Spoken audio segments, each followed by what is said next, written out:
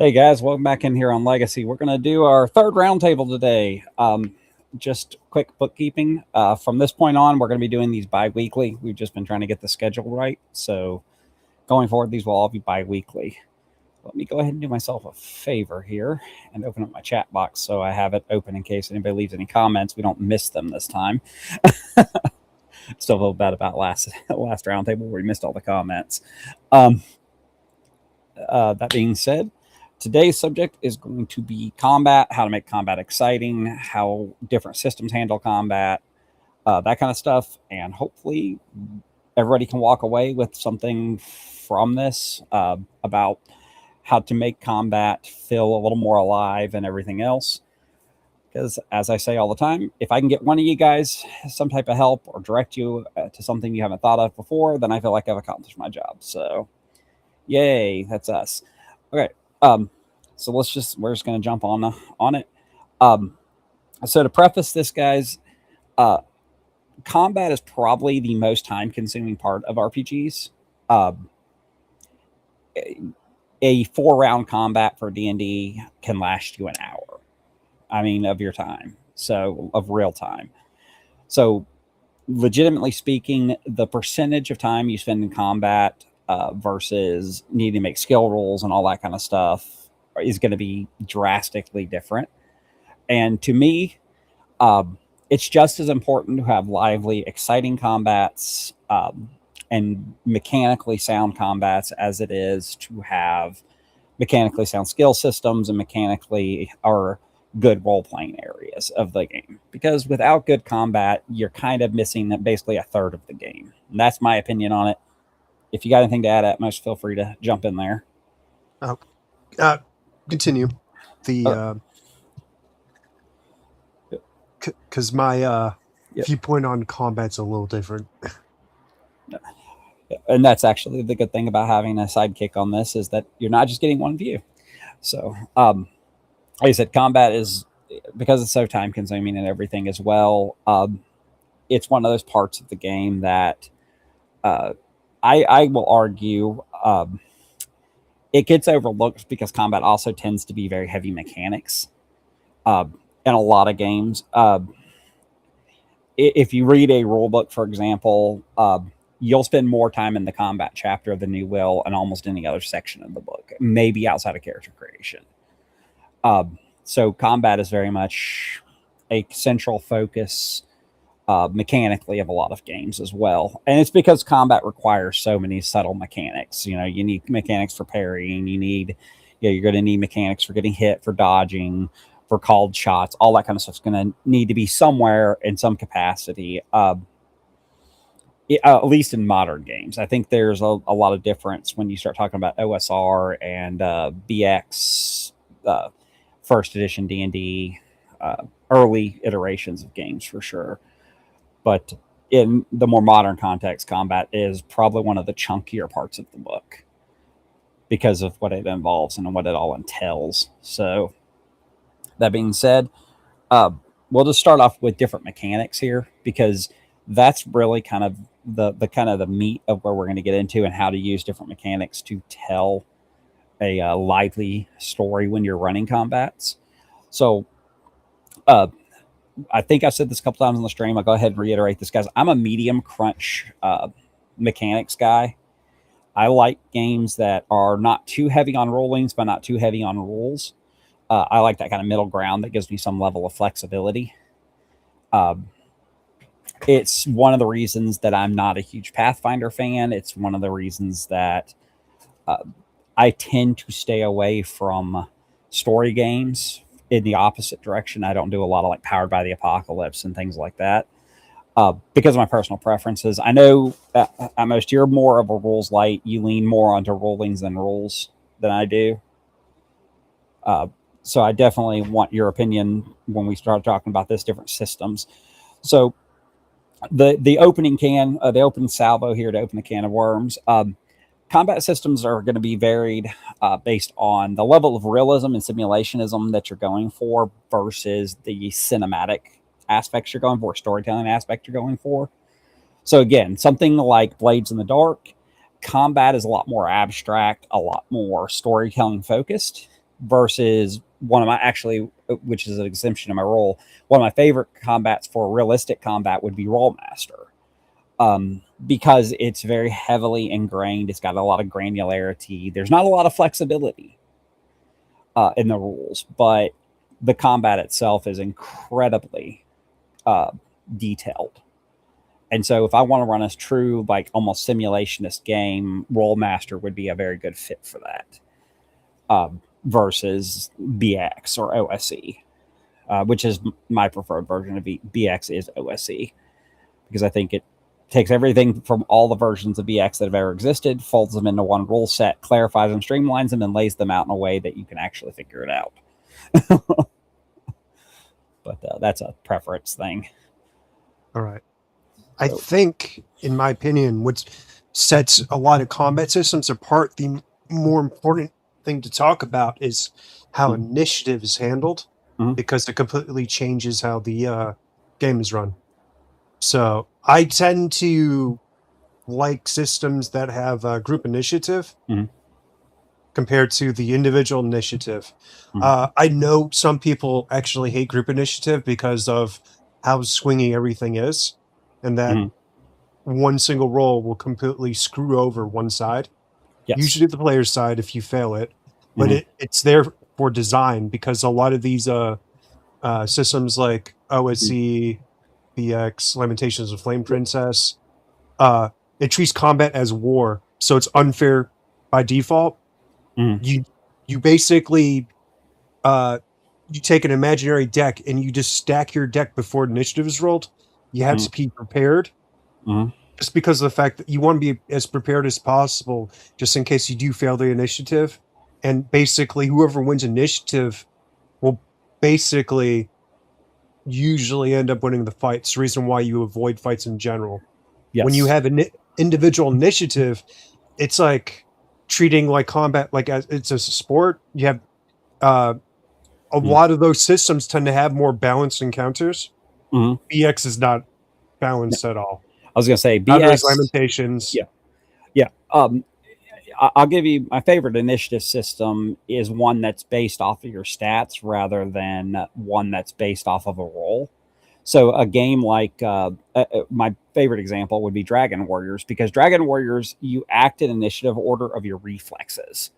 So it is individual, but it does not.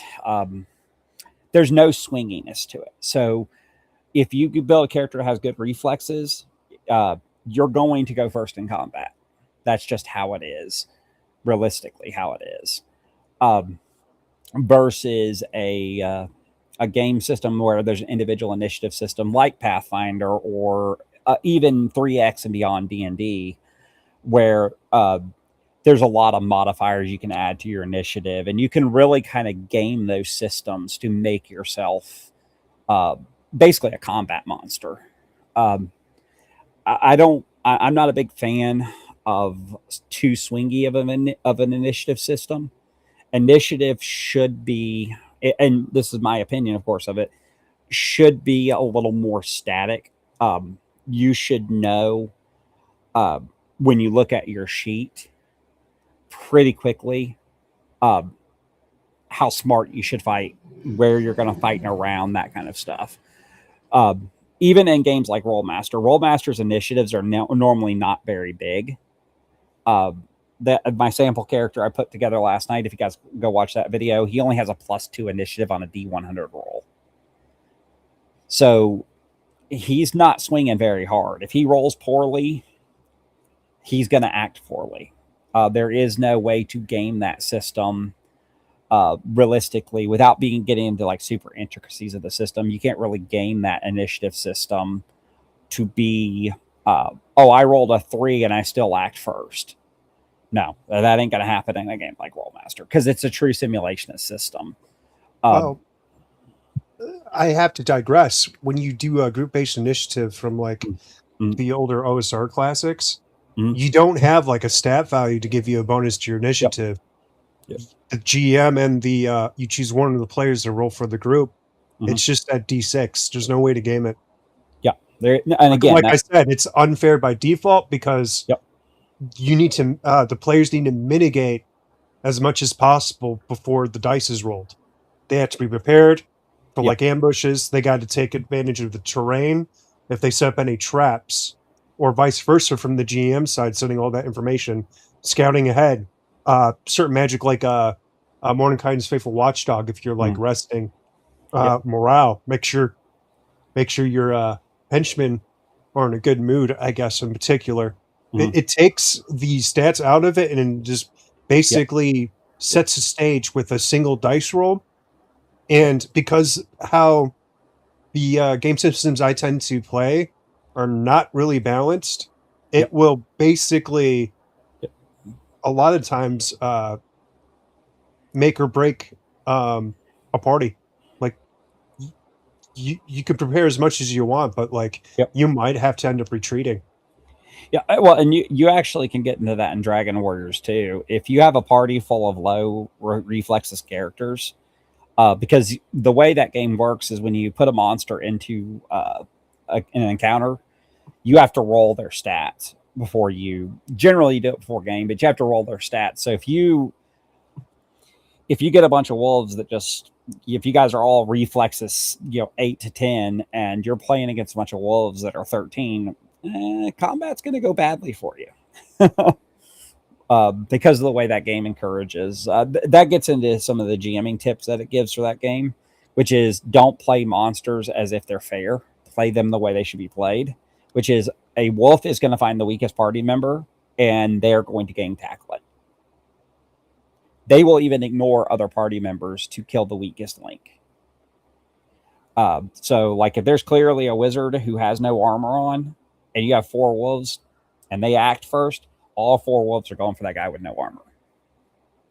That's just how that game system works. It really encourages smart monster play versus, like I said, and you're talking about you talked a lot about balance, and that's actually part of combat that we'll get into here in a minute, probably a little deeper. But I honestly am under the impression that balance is already a myth, anyways. If you look at CR ratings, for example, there are monsters that are CR rated way too low.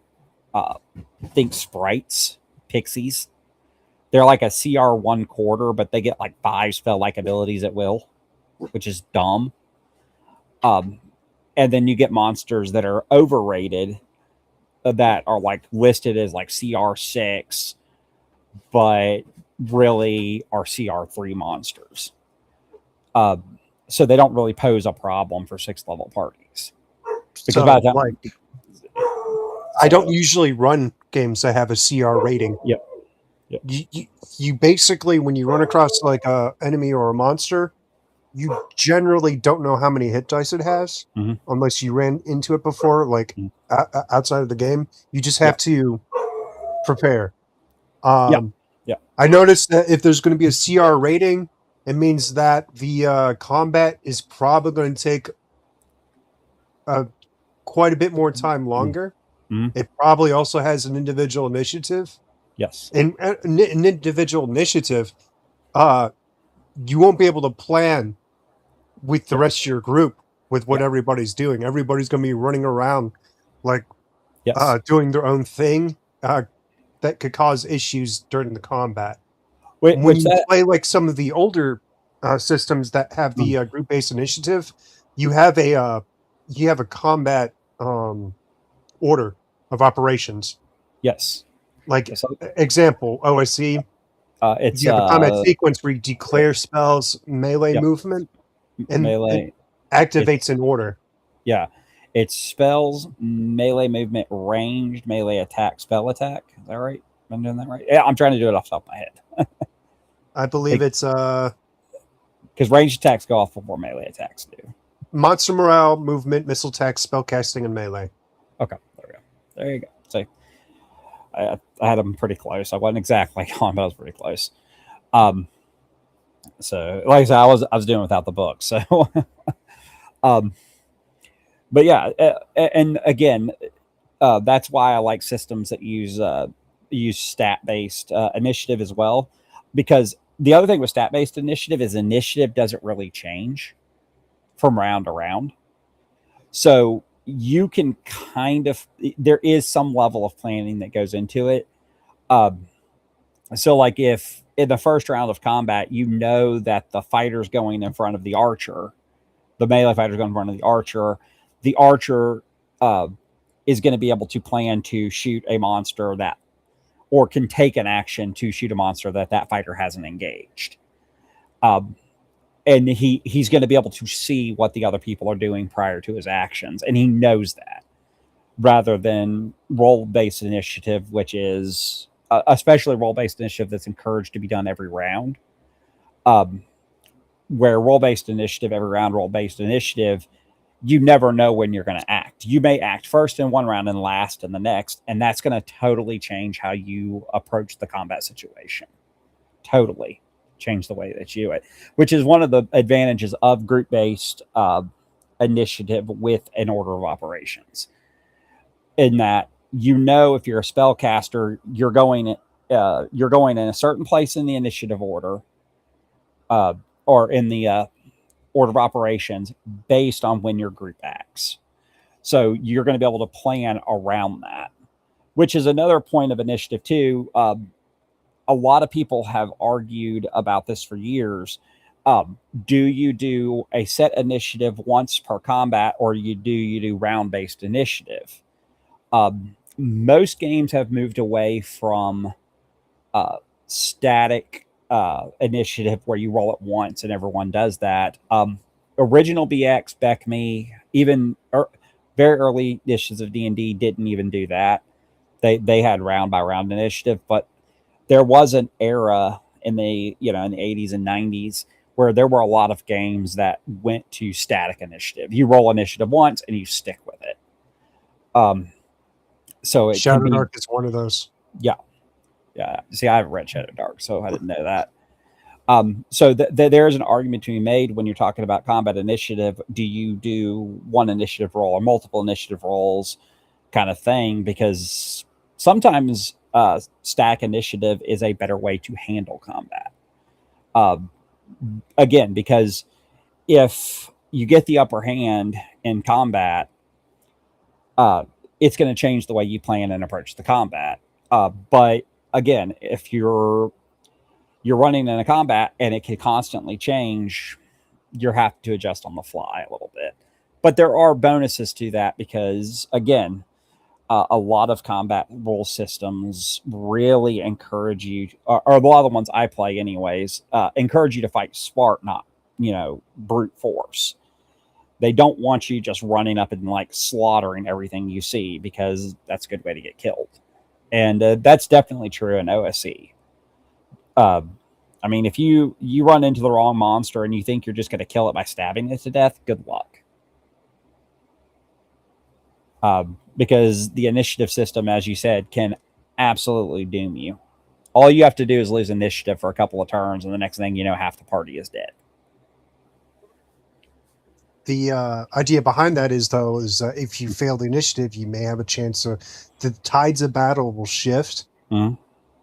And in a lot of cases, unless you're going up against the undead, example, BX and stuff like that, most creatures will not fight to the last man.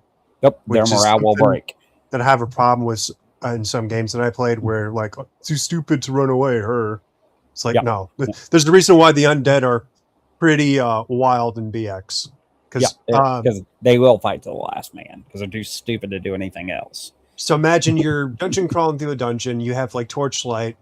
Even if you have a mixed party with infravision, the infravision is not working if everyone's grouped up with the torchlight. Yep. You can't see that past the torchlight, and because of undead having the undead trait, which makes them they are completely silent. And basically, during encounter checks, they could travel the distance from outside the torchlight into your face and take a swipe at you. They may not get a sneak attack, but they will get the first strike.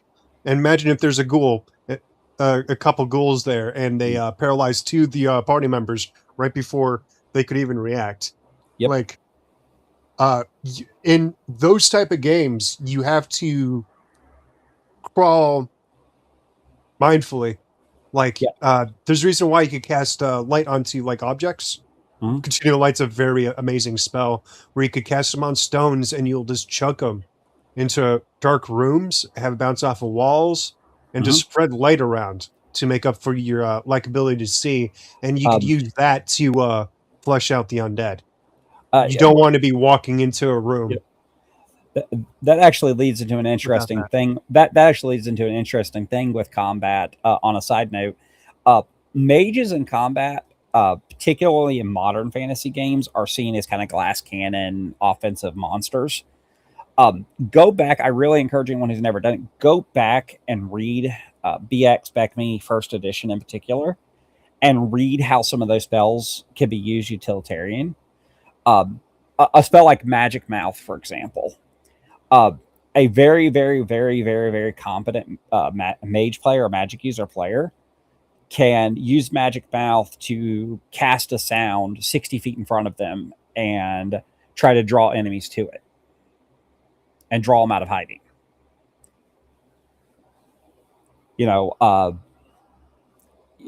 there's all kinds of utilitarian spells that just I've actually had this conversation with players. They want to take all the big powerhouse offensive spells, but they don't think about taking things like web, magic mouth, knock.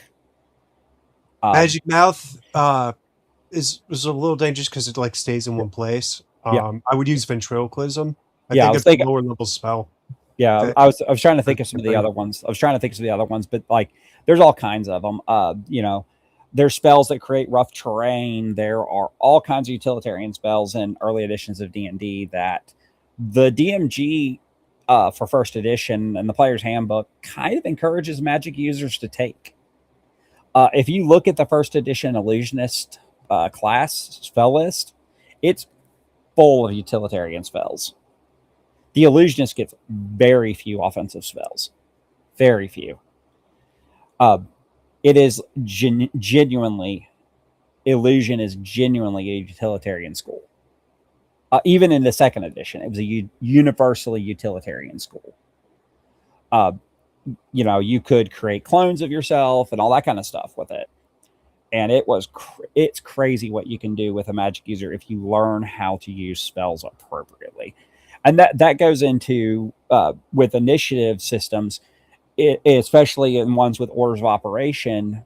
Your first round may be better off making it more difficult for the monsters to maneuver than it is casting magic missile, especially if you get the jump on them,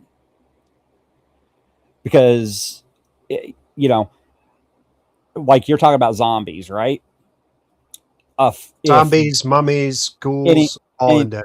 well, let's just say we're a low level party. So if say we're a second level party and there's a bunch of zombies, right? There's nothing wrong with casting a spell that will make rough terrain, because I believe in VX rough terrain decreases your movement by half, your base movement by half. Or the way I've always seen it rolled, anyways, is that it basically reduces your movement by half because you kind of have to navigate it. Um, and in games with more granular combat systems like Pathfinder, it very explicitly says rough terrain halves your movement. So use utilitarian spells, use utilitarian concepts. If you're playing OSE, uh, man, I cannot tell people the number of ways that you can use place remove traps as a rogue, as a thief, to protect yourself. I can't. Like, you know what? If you're in like a desecrated temple, man, set rope traps everywhere. I mean that, because like especially behind you, because if you're resting and something comes out of nowhere and you have nothing behind you to protect yourself, they're just going to get to you. What's up? What's up, dude? Got a comment here. There we go. What Yeah. up, Mister Coochie? Kushi 2456. 6. Yep. But But yeah, so like when you're talking about initiative systems work the way that they do. Uh, Particularly, so this is a misnomer. They really are designed to represent the ebb and flow of battle. Um, and actually, surprisingly enough, this is something that a lot of people overlook with, particularly second edition D&D. They did away with it in 3X, but up through second edition, even they had an optional role in the DMG for group initiative. Um, Although an individual initiative was the default, I am glad you decided to check us out there, Kushi. We have a lot of fun doing these. So, but So I want to steer the conversation back to yep, the original topic. yep, Um, in particular, uh, yep. for your table for the games that you run, Mhm. do you favor playing it more sport like or more war like when it comes to your games? Um, I tend to do it a little more warlike. Like I said, I like to run games where encounters aren't balanced, uh, monsters are intelligent, unless they have some reason to be unintelligent, like an undead. Your villain should be smart, uh, and that being stupid in combat is going to cost you. So, like, if you run into a group of bandits, that's like a gift to them. They're just going to turn around and start stabbing the piss out of you. So, you kind of have to be smart with how you fight. Like I said, I use Dragon Warriors a lot because it's probably my favorite game system. But the truth is like in that game system, in the combat section, I mean, it suggests all kinds of crazy things for players, like fighters fighting back to back, so they can't be surrounded. Yeah, And that's the kind of game I like to run, which is more warlike because that's how real battles would go. Real battles will not be the way that systems, um, like I keep mentioning Pathfinder, but uh, systems like Pathfinder, Fifth Edition, even 3X. There's a lot of newer systems that do this. Anything that's kind of derivative off of the D20 glut really would fall into that category. Um, you can find yourself in a situation where you can do stupid things in combat and still survive. That's not so true with a lot of the games I run. Song of Ice and Fire. Do something stupid in combat, you will die. Uh, you're playing in that alternative game. You saw how deadly combat actually could be the last time you guys got in that fight, when you got in that last fight. it was a little clunky. It was a little clunky. I mean, we're still puzzling out the combat mechanics because we're not using them very heavily. So we need to get a little more familiar with them. All of us do. I need to refamiliarize with them as well as the GM. But the combat in that game can be super deadly because of spillover damage and all that stuff. And so mortal wounds in that game represent your life force, basically. So if you ever get zero mortal wounds, you're dead. You only have like 4 or 5 mortal wounds. Yeah. So two well placed shots in that game will kill you. That's just how that game I is. knew something was up when for that game when I used up my really expensive last resorts that I've been using Mhm. to crit, and I was only rolling normal damage. Yep. It was Yep. Like I said, that was a flaw on my part. I admit that. So you should have been rolling double damage is the first thing, and the other part of that was the mystical armor that I gave her. In retrospect, I've had some time. I've had over a week or over half a week to think about it. I would argue that mystical armor probably was a little bit too much. yeah. So a D6 -2 absorption is absurd in Alternity. Uh, Basically means that if you roll 3 or greater, you're absorbing at least some of the damage. And unless you're using a heavy weapon like a shotgun or something at point blank range, you can absorb a lot of punishment. So on the speediness of like combat in particular, I'm going to go back to initiative because I think that's the biggest point to how make combat more interesting for the players. Mm-hmm. Is with I'm gonna compare myself with group side based initiative with individual initiative. Mhm. With group based initiative, it tends to be fast because usually people, especially in the Bears of Borderlands server, they have a tracker. You basically you click on what you want to Mhm. do, or you just announce like I'm going to be doing move melee. I'm going to be firing my. I'm going to be doing ranged. I'm going to be casting a spell. Yes. The entire table is engaged just because of the fact that the different phases of the combat, Mhm. and it gives you collective like The feeling, I guess. the uh, And the to uh, to go- roll each round of the initiative mhm. keeps the tension high. For an So initiative, like individual initiative, mhm. uh, I guess it gives you like it gives every character the ability to shine, and Mhm. like within tactical Yep. sequencing, but Mhm. it'll create downtime in ways where like I'm waiting for my turn. Yeah. Well, I've and noticed. so another thing, and that's actually something I was going to point out, in an individual versus group initiative thing, something a lot of people don't know about group initiative, especially early group initiative roles. We're talking BX here. There is a step before morale is rolled, which is called the declare step.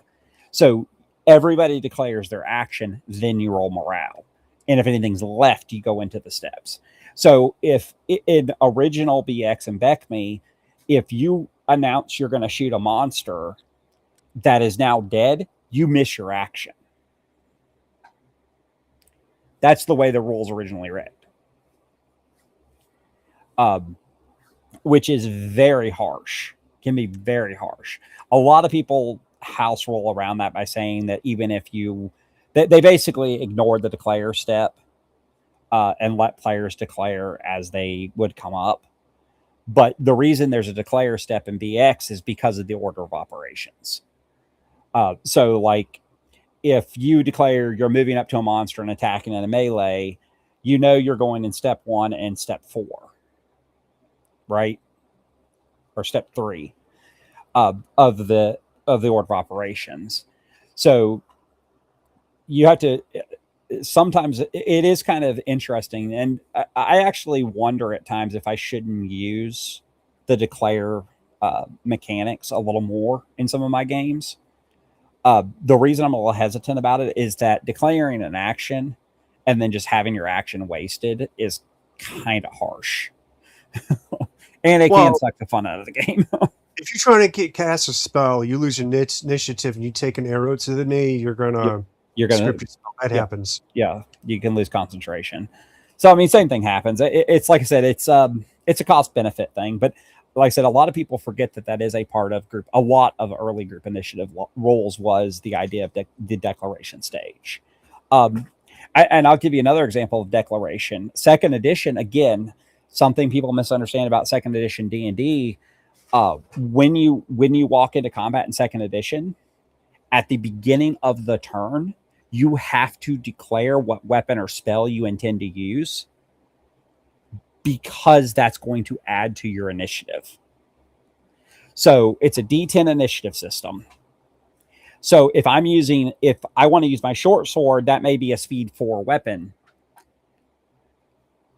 but I can change that at any time during combat. I can drop my short sword and draw my dagger or whatever, right? And that's going to change my later initiatives. But you have to declare what weapon you're carrying or spell you intend to cast because of the initiative rules. Uh, because unlike, like I said, and to some extent, I actually like the idea of a fixed initiative modifier the way it is in later editions, and that you don't have to declare you're using a certain weapon or anything because your initiative's not based on your weapon. It's based on your. It's going to be based on your dexterity and armor and all that kind of stuff. But the idea being, again, even middle editions of D&D, middle editions of some of these games that we think of as older, Shadowrun, things like that, had declare steps because what you declared sometimes could modify your initiatives. Uh, Certain things could modify initiatives. Um, And it's pretty wild to think about, and that's actually a really important part of combat. The Kind of knowing what you want to do before your turn. Surprisingly enough, in OSC, the only thing you have to declare is casting a spell, or Yes. if you're going to Yeah. move when you're already in melee. Yeah. Everything else you don't have to declare. Yeah. Well, the only reason second is you have to declare specific spells is each individual spell has an individual speed, has a casting speed. I So was talking from yeah, yeah, OSC yeah, standpoint. yeah. I'm just saying that's why second edition was that way. But yeah, in first edition you didn't have to declare a specific spell. You just would say I'm casting a spell. Because first edition used similar group mechanics to BX for initiative. You rolled a d6. It could be modified. Um, in first edition, and technically in BX, you can grant modifiers to initiative to represent advantageous situations. Like if you're on top of a hill overlooking a bunch of enemies, you can grant a +1 to initiative to represent that that's an advantage. It's just not supposed to be really common. Again, unlike later games, initiative bonuses in early games were not super common. They were very rare. And again, that gets into the idea of rulings versus rules. When you're talking about rulings versus rules, later games codified a lot of that stuff into the rules. Early games were like, hey, if you want to do this, you can, kind of thing. So yeah, I absolutely agree with you. The initiative is where the meat of combat starts. It starts with the idea of having a solid initiative system that reflects what combat is going to look, feel like, and how you should or should not fight. Because it should change the way that you approach this. Your initiative rolls should have some impact on what your characters are going to do or not going to do, an alternative. Because you said it earlier, if you lose combat initiative 2 or 3 rounds in a row in OSC or BX or BECME or first edition, your group can be in serious trouble. Especially in a surprise situation, especially if you lose a surprise check, it gets even worse. That So, happens. yeah. So I want to focus more on what I or play Yeah. in, which is basically OSR or similar Yeah. adjacent play. Yeah. Combat is it. You probably heard this from Tenkar. It's a fail state or last Yeah. resort, and it's not your default activity.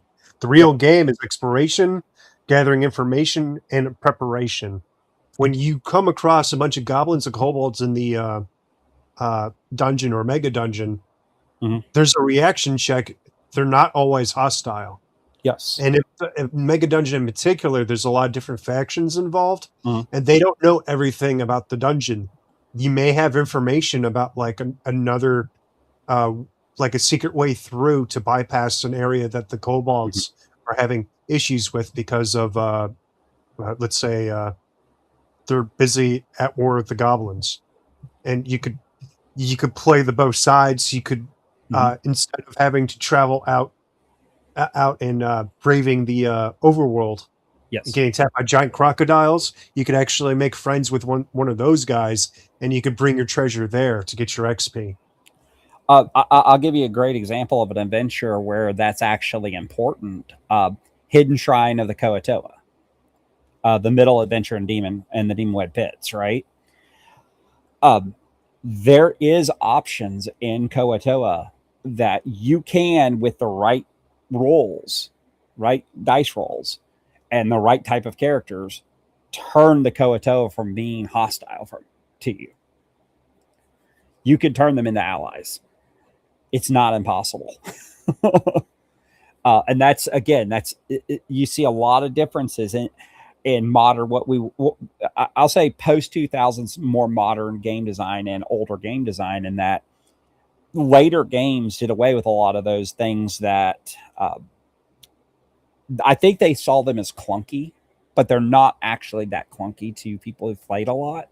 Morale rolls, reaction rolls, surprise rolls, all that stuff became a lot easier.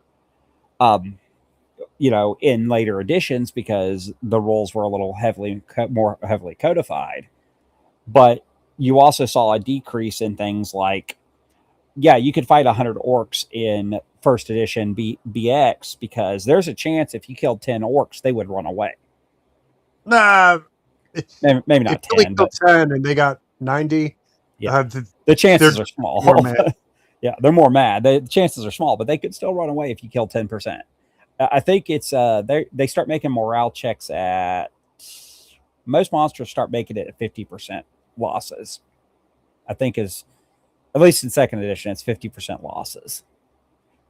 But the point is, you could fight a very large group of enemies. You could fight 10 orcs, 20 orcs in BX because there's a chance that if you get enough kills, they will take off.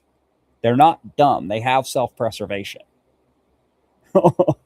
So when it comes to like running across a large amount of enemies in a particular room, Mhm. in other systems, you're supposed to place them in such a way that it's like cozy lived-in area. They're not all going to be in the same room. You'll have some scouts. Yep. You have some Yep. sitting around a fire playing cards and Mhm. stuff like that. A lot of combat, especially in dungeons, Mhm. players usually utilize the choke points, like Yep. small hallways. You pop the fighter in front. If you Mhm. need to Get them in time the to doorway. breathe, you throw a flask of oil instead of the blaze to keep them Yep. away. And that goes back into what I was talking about with utilitarian spells. You can have utilitarian equipment as well. Things that like nobody thinks about anymore. You don't usually have access to spells all the time. I know. So like I That's usually what. focus on things that aren't spells. Like a lot Yep. of traps can be triggered again, Mhm. and you use the dungeon against Yep. the things that you're fighting. Absolutely. That's what I was talking about with like the thief, right? If a thief finds a pit trap and you guys get past it and it's in the middle of a hallway, you can get the orcs to chase you down the hallway and hope to God that they forget they have a spike trap there, a spike pit trap, and have them fall in or push them in. I mean, it's something you can do. Uh, So I think one of the things that we take away from the general conversation we're having right now is there is I think there's a pretty clear split in design philosophy where combat went from a very tactical, very warlike state to more of what you would call a sport, a sporting type view of it. And I think that really starts early on with 2000 with 3X is where that really started. Um, and it kind of just carried on from there. Even other games kind of fell into it. If you read Shadowrun 4 versus Shadowrun 3, Shadowrun 4 combat, while it's still lethal, it's still dangerous, is a world apart from Shadowrun 3 combat. I think from Shadowrun in particular, the action economy is a lot more than the OSR games that I normally play. Yeah. And when you, let me guess, it has an individual initiative system as well. Yes, it actually has what's called initiative passes. So, what I find in games, especially like Rollmaster, Mhm. is that there's too many steps. And I haven't played Rollmaster, Yeah. but I watched a game before, and on average, it takes like 15 minutes per player. From what I'm reading of Unified, they've actually really minimized that.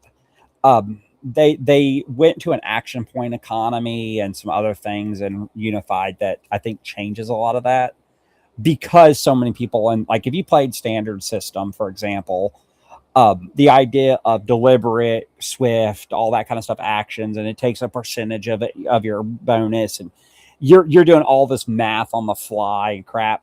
They basically try to do away with a lot of that because it was just complicated. It was overtly complicated. You know what I mean by Yeah, treating battles as sport when it comes to that kind of stuff. It's like I'm yeah, watching football. yeah. That's what I'm saying. It's like if I think of fifth edition combat versus BX combat, it's like the difference between watching a small skirmish in medieval times and watching an MMA fight. I mean, it really is. Um, some of that's because of rules options and stuff like that, but some of that's just because the way they designed combat in later games was to be more honestly, I say they designed the combat to be more cinematic and less simulation. Early editions of D&D in particular were actually simulation based because early editions of D&D came out of Chainmail, which was a war game. And a lot of people forget that this is something that I think gets kind of passed over, not forgotten, kind of passed over when we talk about early editions of D&D, very early editions of D&D, not necessarily White Box. White Box is its own bear in its own containment kind of thing. But when you talk about first edition AD&D, you talk about BX, you talk about BECMI, even into early second edition before they started introducing things like combat and tactics and all that stuff. Combat in those games was meant to feel like you were skirmishing on a battlefield, or most of the time in a dungeon. But that was the idea behind the combat, because the guys that wrote those books were war gamers. A lot of them were. They were war gamers. So they wrote rule sets that simulated small scale war games, basically. And I think a lot of more modern game designers come from being role players first. A lot of the guys that write for like Free League or Modifius or some of these other companies, they're young enough that they came from a world where role playing was already established. So that's a huge difference in how combat was written in the 70s and 80s and even into the 90s versus the 2000s, 2010s, and even into today. So there's a world of difference in game philosophy and game design philosophy between the people who've created it. And none of it is bad. Just so we go ahead and clarify something, and I think you can agree to this. There's no wrong way to run combat. If you like your combat to feel like a football game, to feel like an MMA combat kind of thing, where there's lots of hit points and tons of combat options and all that kind of stuff. Think Pathfinder 5th edition, even Shadowrun 5th, things like that. There's nothing wrong with liking those kind of combats. I think both of us are kind of on the same page. We prefer our combats to be a little more warlike, a little more simulation based, and a little more realistic. Are you familiar with McDowell's Into the Odd? I'm familiar with it. I've never read it. Okay. So his take is decisive combat, which is a little different. You don't make attack rolls, you roll damage. Everybody automatically hits. You roll the damage dice, which is like, a D6, a D8. You subtract the armor score from the result, and whatever remains is applied to HP. When your HP reaches 0, the excess damage is applied to your strength. There's like 3 stats in Into the Odd. Yep. And the target must make a strength save, roll under a D20, or under your current strength. Failure means they take critical damage. When you take critical damage, you're out of the fight incapacitated. Yeah, that's actually how Open Adventure handles combat damage. A little different initiative system and everything, but and you do roll to hit in Open Adventure. But the way that it works is you have a challenge rating to hit an opponent based on their armor and everything. Anything you roll above their armor is taken away from their point pool. So like if you're doing physical damage, it's going to come out of their body points. And if you hit 0 body points, you start taking criticals, you start taking wounds. And every time you take a wound that's non-subdual, so like they're not like hitting you on the head with the butt of a sword or something, as long as they're like trying to stab you or shoot you or whatever, what you'll do is you roll to not die from it. Yeah. Into Odd is a little different because players always act first initiative unless they surprised. Yeah. So it's like streamlines everything and runs pretty smooth. Yeah. I mean, it's not an exact parallel, but I actually like the idea of my buddy Mike Yao that I did the interview with a couple weeks ago. Mike's system uses a really unique mechanic too. So his is a simple 1 die roll system. You roll a D20 and add your weapon modifiers, and whatever you're over their armor, plus the base weapon damage is how much damage you do to them. So if they have a parry of 14, you roll a 21, you're carrying a dagger, you'll do 11 points of damage. Period. And it's a lot that combat system in Savage Kingdoms, which is a game, by the way, I need to run for people because Mike deserves more love than he gets because his game is really actually good. Very well crafted. And I'm not saying because I'm friends with him. I'm saying that because before I became friends with him, I played in his games. That's how I became friends with him. Incredibly simple system that just absolutely it does away with the idea of damage being tied to like completely random elements. You're always going to do a minimum amount of damage. You're always going to have a maximum amount of damage based on your weapon. Each weapon has a maximum damage score it can inflict based on the weapon. So like a dagger, I think maxes out at like 10. Whereas like a two-handed sword, I think maxes out at like 20 or 25. I'd have to look at the book. But so it's an interesting system. And it rewards good rolls. Like, so if you're rolling a character out in SK3 and you roll like a champ, you can pretty much mutilate people in one shot. It's pretty interesting. So, that's a very interesting mechanic. So let's move out of initiative and get into a little bit of damage mechanics because we're kind of talking a little bit about damage right now, anyways. Let's go into the damage mechanics, and I'm gonna get into something at the end of this, and then we're gonna phase into the last part I want to get into this, and that is going to be talking about how to make combats feel more alive from a narrative view. And we'll get into all that though after we talk about how damage functions. So a couple things I know we agree on. Both of us kind of see hit point systems the same way. Hit points are not just your physical health. They represent your ability to continue fighting, your fighting spirit. My view of hit points have become very Gygaxian. In that hit points represent the full weight of being able to fight. They represent your armor protection. They represent everything about being a fighter. You've mentioned White Hack, for example, kind of assumes that, even if you get hit, as long as you have hit points left, it's not necessarily that you get cut open. It's that the guy manages to knock your shield down. He manages to push you back. You get winded, your armor gets bashed up. Yeah. Stuff like that. And that's kind of how I see, I've told you before, like, even in D&D, if you take 2 points of damage, you may not have taken any damage to your physical body, but maybe one of your armor straps came loose and it's made it a little easier for them to find a weakness. Or your shield. Go ahead. I treat it as your like little rabbit's foot, your good luck charm, because it's basically represents that total number represents your ability to avoid a lethal wound, basically. Yes. And then inside of that, I know a lot of systems, early systems, you died at 0 hit points. With systems that go into negative hit points or wound systems, the way like say Song of Ice and Fire does, what the negative hit points represent is a wound that you have taken that is actually killing you. That's when you start talking about, you've been stabbed in the lung, you've got a severed femoral artery, you've got something really wrong with you at that point.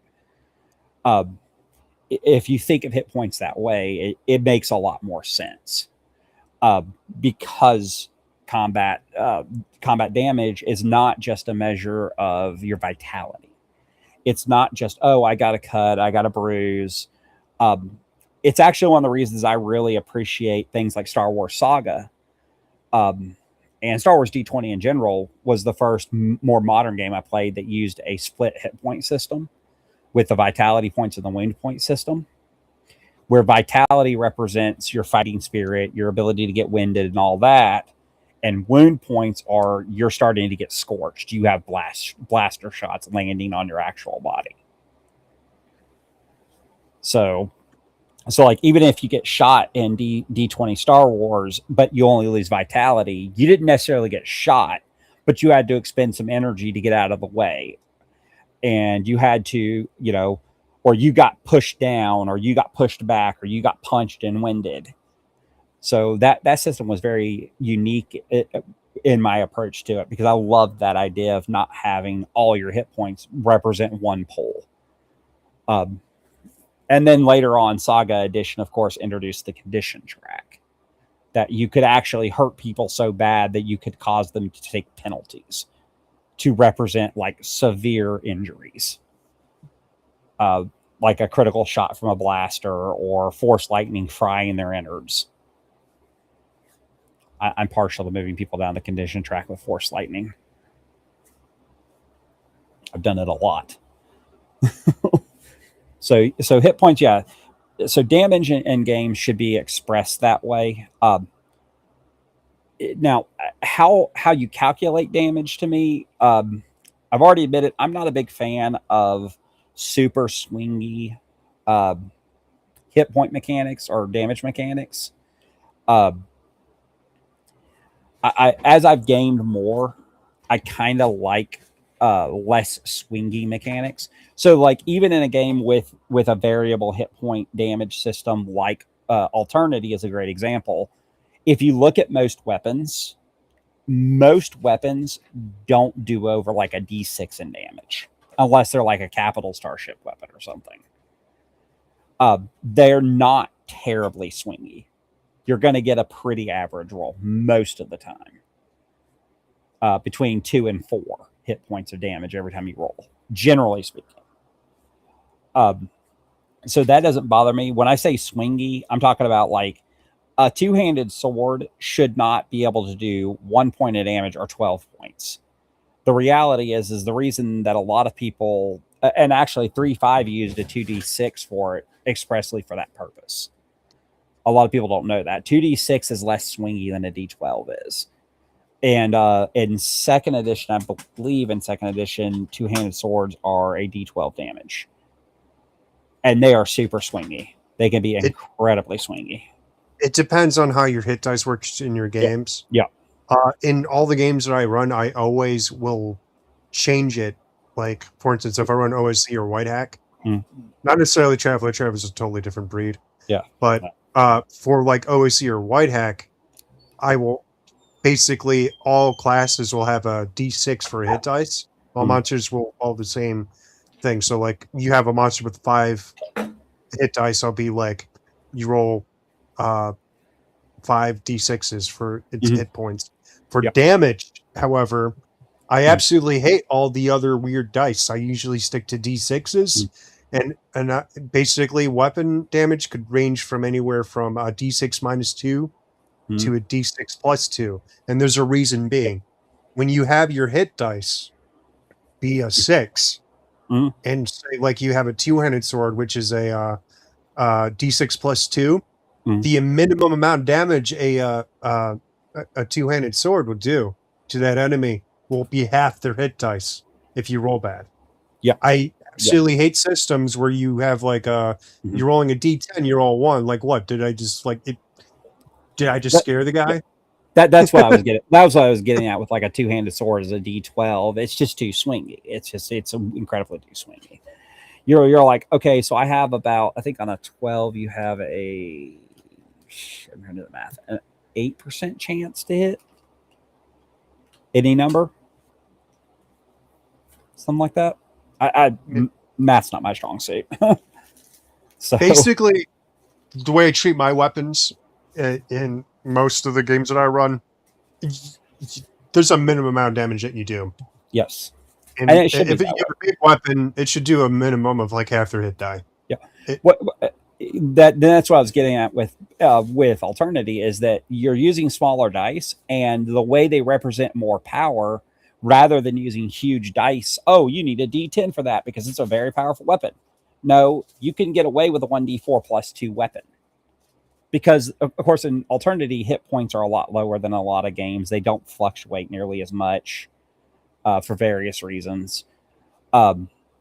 So, a 2D, a 1d4 plus 2 weapon, especially if you're doing 1d4 plus 2 mortal wounds, is a lot of wounds. That's a minimum of 3 wounds to a character. And since mortal wounds in Alternity are how you die, and they're generally, most people have between about 5 and 10 mortal wounds. Even monsters have 5 to 10 mortal wounds. 3 mortal wounds is nothing to sneeze at, realistically. Guys, be sure to check out Legacy's Alternity game that he has bi-weekly. The last episode, you get to watch me burn 6 experience points doing absolutely nothing because we didn't understand how combat worked.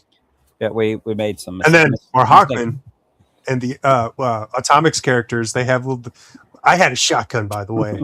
They had the little pea shooter 9mm. They're just piercing them. I was like, oh, man. I stand by it. I don't know why that dice hated you, but the dice hated you. That dice absolutely hated you. That D6 was like, no, he doesn't get to do damage. And I spent all that to crit too. Yes, and it sucks. That's what I was saying earlier. I definitely made mistakes. I was telling you right before. I definitely made some mistakes with her armor was probably a little too high. Should have been lower. Should have been like a D4 -1 armor rather than a D6 -2. So it would have been more steady resistance, but ironically, it'd have been more steady resistance, but it wouldn't have been as high of resistance. It would have been closer to averaging around, I think, 1 or 2 points of resistance versus like 4 or 5. I think throughout that combat, I averaged something like 3 resistance for every shot she took. She should have taken a lot more damage, but she just kept rolling like a champ. You know, so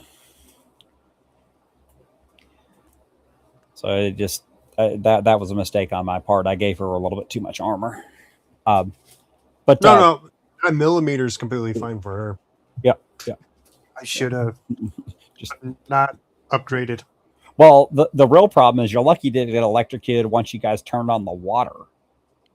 I richly thought because of electronics, when you add water into it, I was hoping she would short and just hit herself. I guess it doesn't work like real life. Hey, she's a mystical being, man. She doesn't apply to the rules of logic. Yeah. She did fail on that giant surge she tried to send out on all you guys, though. Yep. That was going to hurt. That was going to hurt bad. Like, I'm talking like D6 +1 wounds hurt. Like, seriously fry you guys out. Might have knocked somebody out with that. I want to show a table real fast, though, to show you kind of something that I'm learning to appreciate. And it does come from Rollmaster, so get used to it.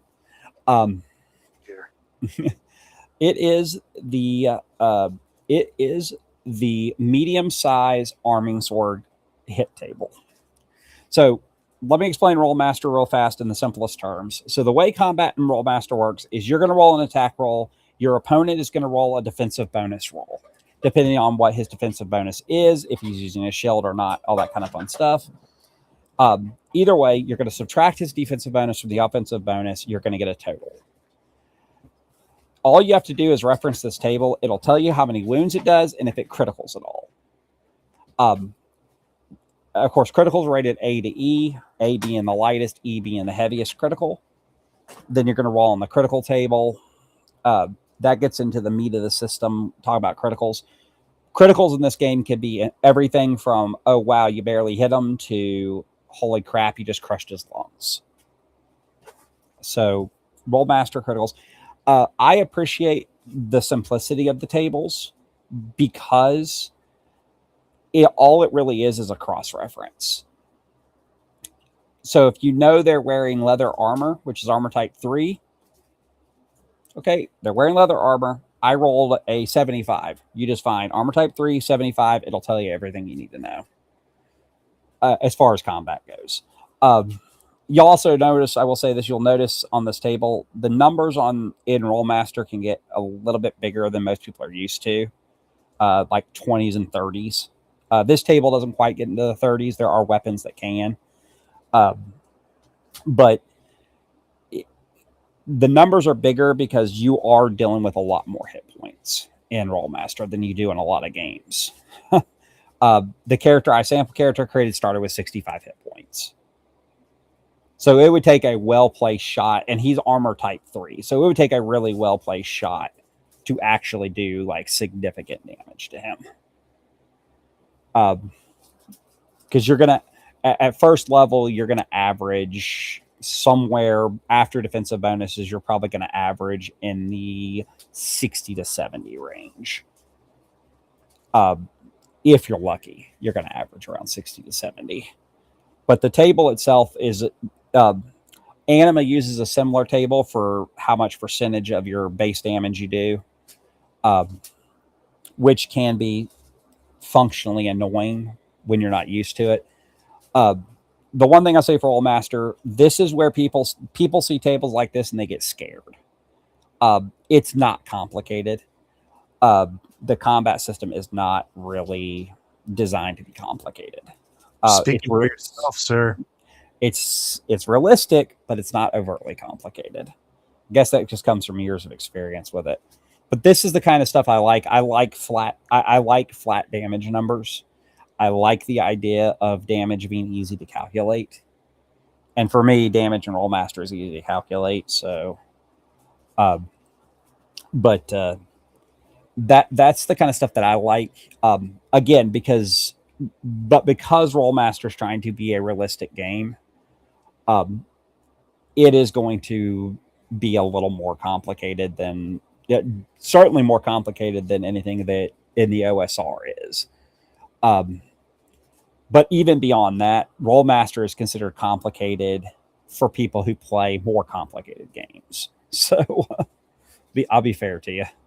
It's not the easiest game in the world, but it's also not nearly as complicated as people make it out. I can promise. Like I said, with Unified's changes, it definitely, from everything I'm reading in Unified has really fixed a lot of issues with Rollmaster. The idea of a 75 or greater being a success on pretty much every maneuver, that's a nice changeover. You no longer need individual tables for each skill. Only certain skills have their own tables now, like Poison Mastery and things like that. But that's a separate discussion. But yeah, so damage, as you guys can tell from this conversation, damage is handled a lot of different ways. Like I said, I think I can say with some alacrity from some of the conversations we've had, we have a lot of similar philosophies when it comes to what damage is, how it should be handled, how lethal it should be, things like that. The idea of a D6 plus 2, I absolutely agree with you on that.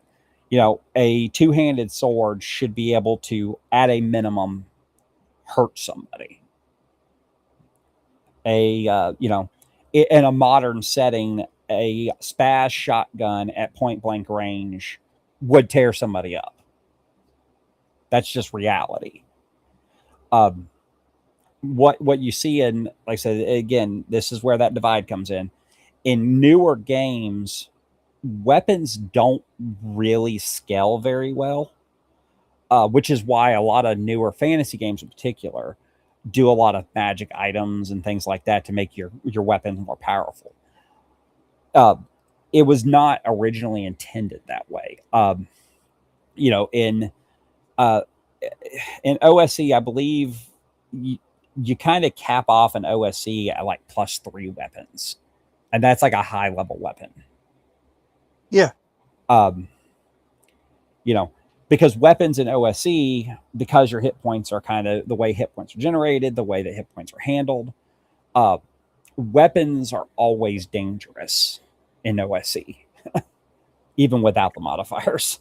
I could actually give the reason. I'm going to use the OSC Classic as an example. Okay.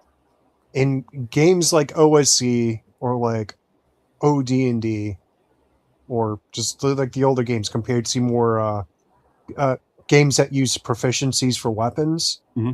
In general, OSC fighters, for instance, are more competent because their the equivalent of an attack value Mm, or to echo or whatever will always improve to a certain extent. They could wield a flail the same way they use a dagger or a greatsword. mhm, And when you get into high levels and stuff, your magic items in particular tend to focus more on the utility aspect, less than this does more this much damage and whatnot. mhm. Yeah. Because your primary damage dealer in the later games is going to be either a high level wizard that will be slinging these high level spells, Mhm. the army that you raise as a fighter. Yeah. So that actually brings up an interesting concept in damage as well, in that there's the idea of the glass cannon wizard comes from early editions of D&D in particular, that a wizard at ninth or 10th level, he can mess up an enemy, but God help him if anyone breathes too hard on him, because he's going to die. That's just how it is.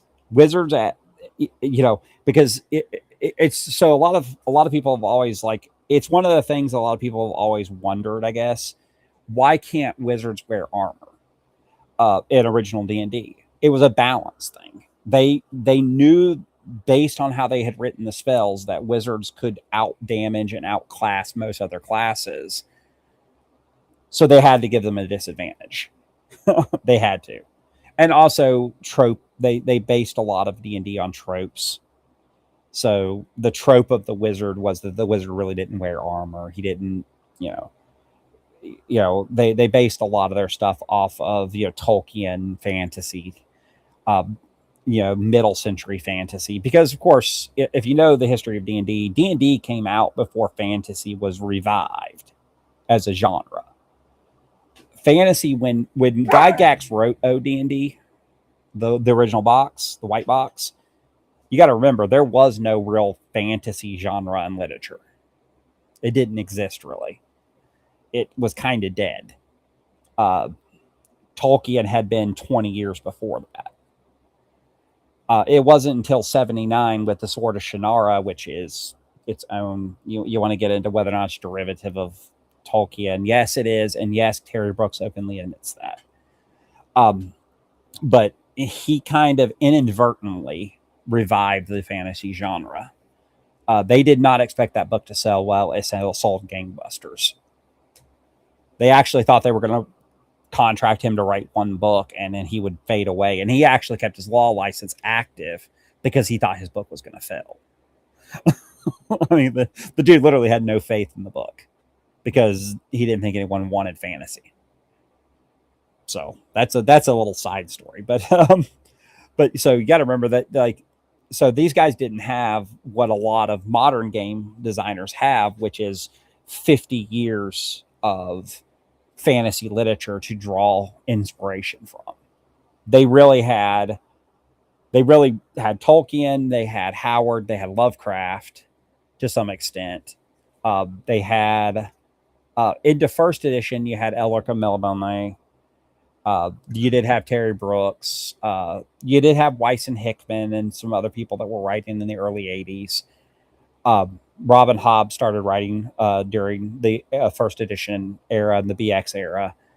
But those guys didn't come along until D&D was well established. So a lot of the tropes that you see, like wizards not wearing armor, bards being minstrels, versus the more utilitarian bards you see in modern D&D, that all comes out of the influences on Zero E. So you got to keep that in mind too. If you're going to complain about, a character, well, that character doesn't have enough hit points, he's too squishy. Well, there's a reason for it. And there's a reason it's a trope. So got to keep that stuff in mind when you're talking about whenever you're talking about damage and hit points and stuff. Keep that in mind. So question, just get your opinion on it. Variable hit dice kind of became a thing with first edition. And honestly, the more I look at games, even from the 80s on, from like 81 on, which would be first edition on, there are very few games that use hit dice in the first place, but even fewer of them that use variable hit dice. Um, a lot of games use like a standard formula for everybody. Shadowrun is a great example of that. You had, you know, there's all kinds of Dragon Warriors uses a standard formula based on your class. Um, so where do you stand on variable hit dice? The idea that certain classes should have more hit points than others. I prefer hit dice to be uniform with the dice you're rolling for damage. Okay. That's a perfectly reasonable expectation because, like I said, if you get into variable hit dice, uh, like I said, I can see what they were thinking with the variable hit dice. The idea that wizards have to have some type of disadvantage, for example, over fighters, but at the same time, you can realistically you can have a character because of variable hit dice that he really is ineffective in combat because he just doesn't get enough hit points. Whereas a standard hit dice, D6 in particular, which is what everybody was originally on in 0E, was a D6, standardizes it, and everybody has an equal opportunity to be just as good or just as bad as anyone else when it comes to health. So I've been recently, I went from playtest. It's out now. It's called Barrel Mail by Matthew Tapp. Mhm. You at level 1, all characters have 1 hit. You get hit, you make a save to see if you die. That's it. Yep. That's how like chainmail is in particular. Yep. You stick on hits cumulatively in detailed combat, or it's not even cumulative in the actual abstract combat. It's really simple. I like it in particular. Yep. When it comes to games like White Hack or OSC Classic, I generally tend to have, it doesn't matter if it's a wizard or a fighter, you're rolling a d6 because you could end up with a fighter with only 2 hit points or 1 hit point because you roll bad and you might have a wizard with 5. Yep. That's what I was just saying. When you have a standardized hit die, it's actually the reason that all monsters were always on a standardized hit die. I believe it starts out as a D6 in early editions, and then I can't remember if it was first edition or second edition. It changed to a D8. I think it's second edition. It changed to a D8. But eventually they changed monster hit dice. But all monsters gain the same hit dice. Again, until 2000 with 3.x, and then certain monster classes started getting different hit dice. And it made, oh God, I can't even tell you how annoying doing mixed combats and trying to build a mixed combat in 3x was a nightmare because you're rolling up the monster hit dice and like half of them have a D8, half of them have a D6. Then you got a third faction that you plan to bring into the middle of the combat that ambushes both sides that has D12s, and you're like, Jesus. One of them might have like a pneumatic claw that does 2d12, and he has like a fucking fire whip that does 1d10. Yeah. Yeah. And it can get very cumbersome. Again, that's why I like the idea behind like Rollmaster and Anima with the set damage numbers. Dragon Warriors does it best to me. All weapons do a set amount of damage, no matter what they are. So, like, if you're carrying a short sword, all short swords do the same amount of damage, and all short swords have an equal opportunity to bypass your armor. Period. That's it. It's not measured any other way. So, like, the way that game works is amazing because like a +1 weapon increases your attack rating and increases the armor bypass roll and increases the damage. So like it's incredible what you can do with very simple damage systems. That it just shows you don't have to have a complicated multi-tiered combat damage system to be very effective. That again, I think that's a misnomer among mostly among people who did not play older games. Mostly because older games were around before. Honestly, before a lot of people that are currently role playing were around. A lot of these games we've mentioned came around way before, you know, guys that were born in '99 were even thought of. So we got to be Well, fair about that. my main game has been around more recent. Yeah. White Hack. Yeah. Um, like when I talk about like D6 -2, Mhm. that would include daggers and stuff. And Yep. like Yep. people will ask, why would you use daggers then? Because you could hide the daggers Mhm. on your person. They're very concealable. They can be Yep. thrown. Mhm. Also, particular classes in White Hack in particular, the Deft class can they have abilities to be able to uh, transfer their combat advantage to do just straight damage, Mhm. and it's equivalent of like a sneak attack. You could stack your combat advantage, and then you could swap it for actual damage dice. So they have its uses. Nice. Say if you're playing like a thief, for instance. Yeah. Yeah. See, that's perfectly to me. That's how things should be. Simple damage systems are, in my opinion, simple damage systems are better. Easy to follow damage systems are better for me. Like I said, it gets annoying when what, and that's actually something that I used to run into when I would run 3X and Pathfinder 1 is like if I made you fight a group of kobolds, just to make it simple, they all carried the same weapon. I was not going through a group of 10 kobolds and giving them individual weapons. That wasn't happening. I would give them all spears and shields, and they'll set up a phalanx to make it difficult. Pretty But much that's what you do. like, if you got a great sword, you're not backstabbing something small. It would have No. to be something fairly large. Yes. 'Cause I won't just because the rules don't like limit you for like what weapon you could use to like backstab someone. It's really hard to back someone with a great sword. Well, It's a swinging weapon, not a throwing weapon. so I know you're not a big fan of proficiencies, but proficiencies in some respects, they make a little bit of sense to me in that like uh, a good example, not necessarily the weapon proficiency system from second edition, but the proficiency system from Dragon Warriors makes a lot of sense in that fighters are proficient with every weapon. They can pick up any weapon and use any weapon. Whereas elementalists, um, they're not proficient with every weapon. I'm They, cool with proficiencies. yeah, I'm not. I don't like the when you put points into proficiencies for yes, specializations uh, because a lot of the older dungeon crawl yeah, weapons, yeah, you constantly switch your weapons in between your like sword mhm, or mace because you're fighting undead yeah, in some circumstances. yeah, Some weapons have utility benefits mhm, that don't even require you to be in combat yeah, or just in combat. Sometimes yeah, you basically have a utility about of different weapons you could use as a fighter. That was yeah, your main thing because you didn't have anything like that in OSC. You're just a fighter, and you need to be able to use the yeah, flip on your stuff.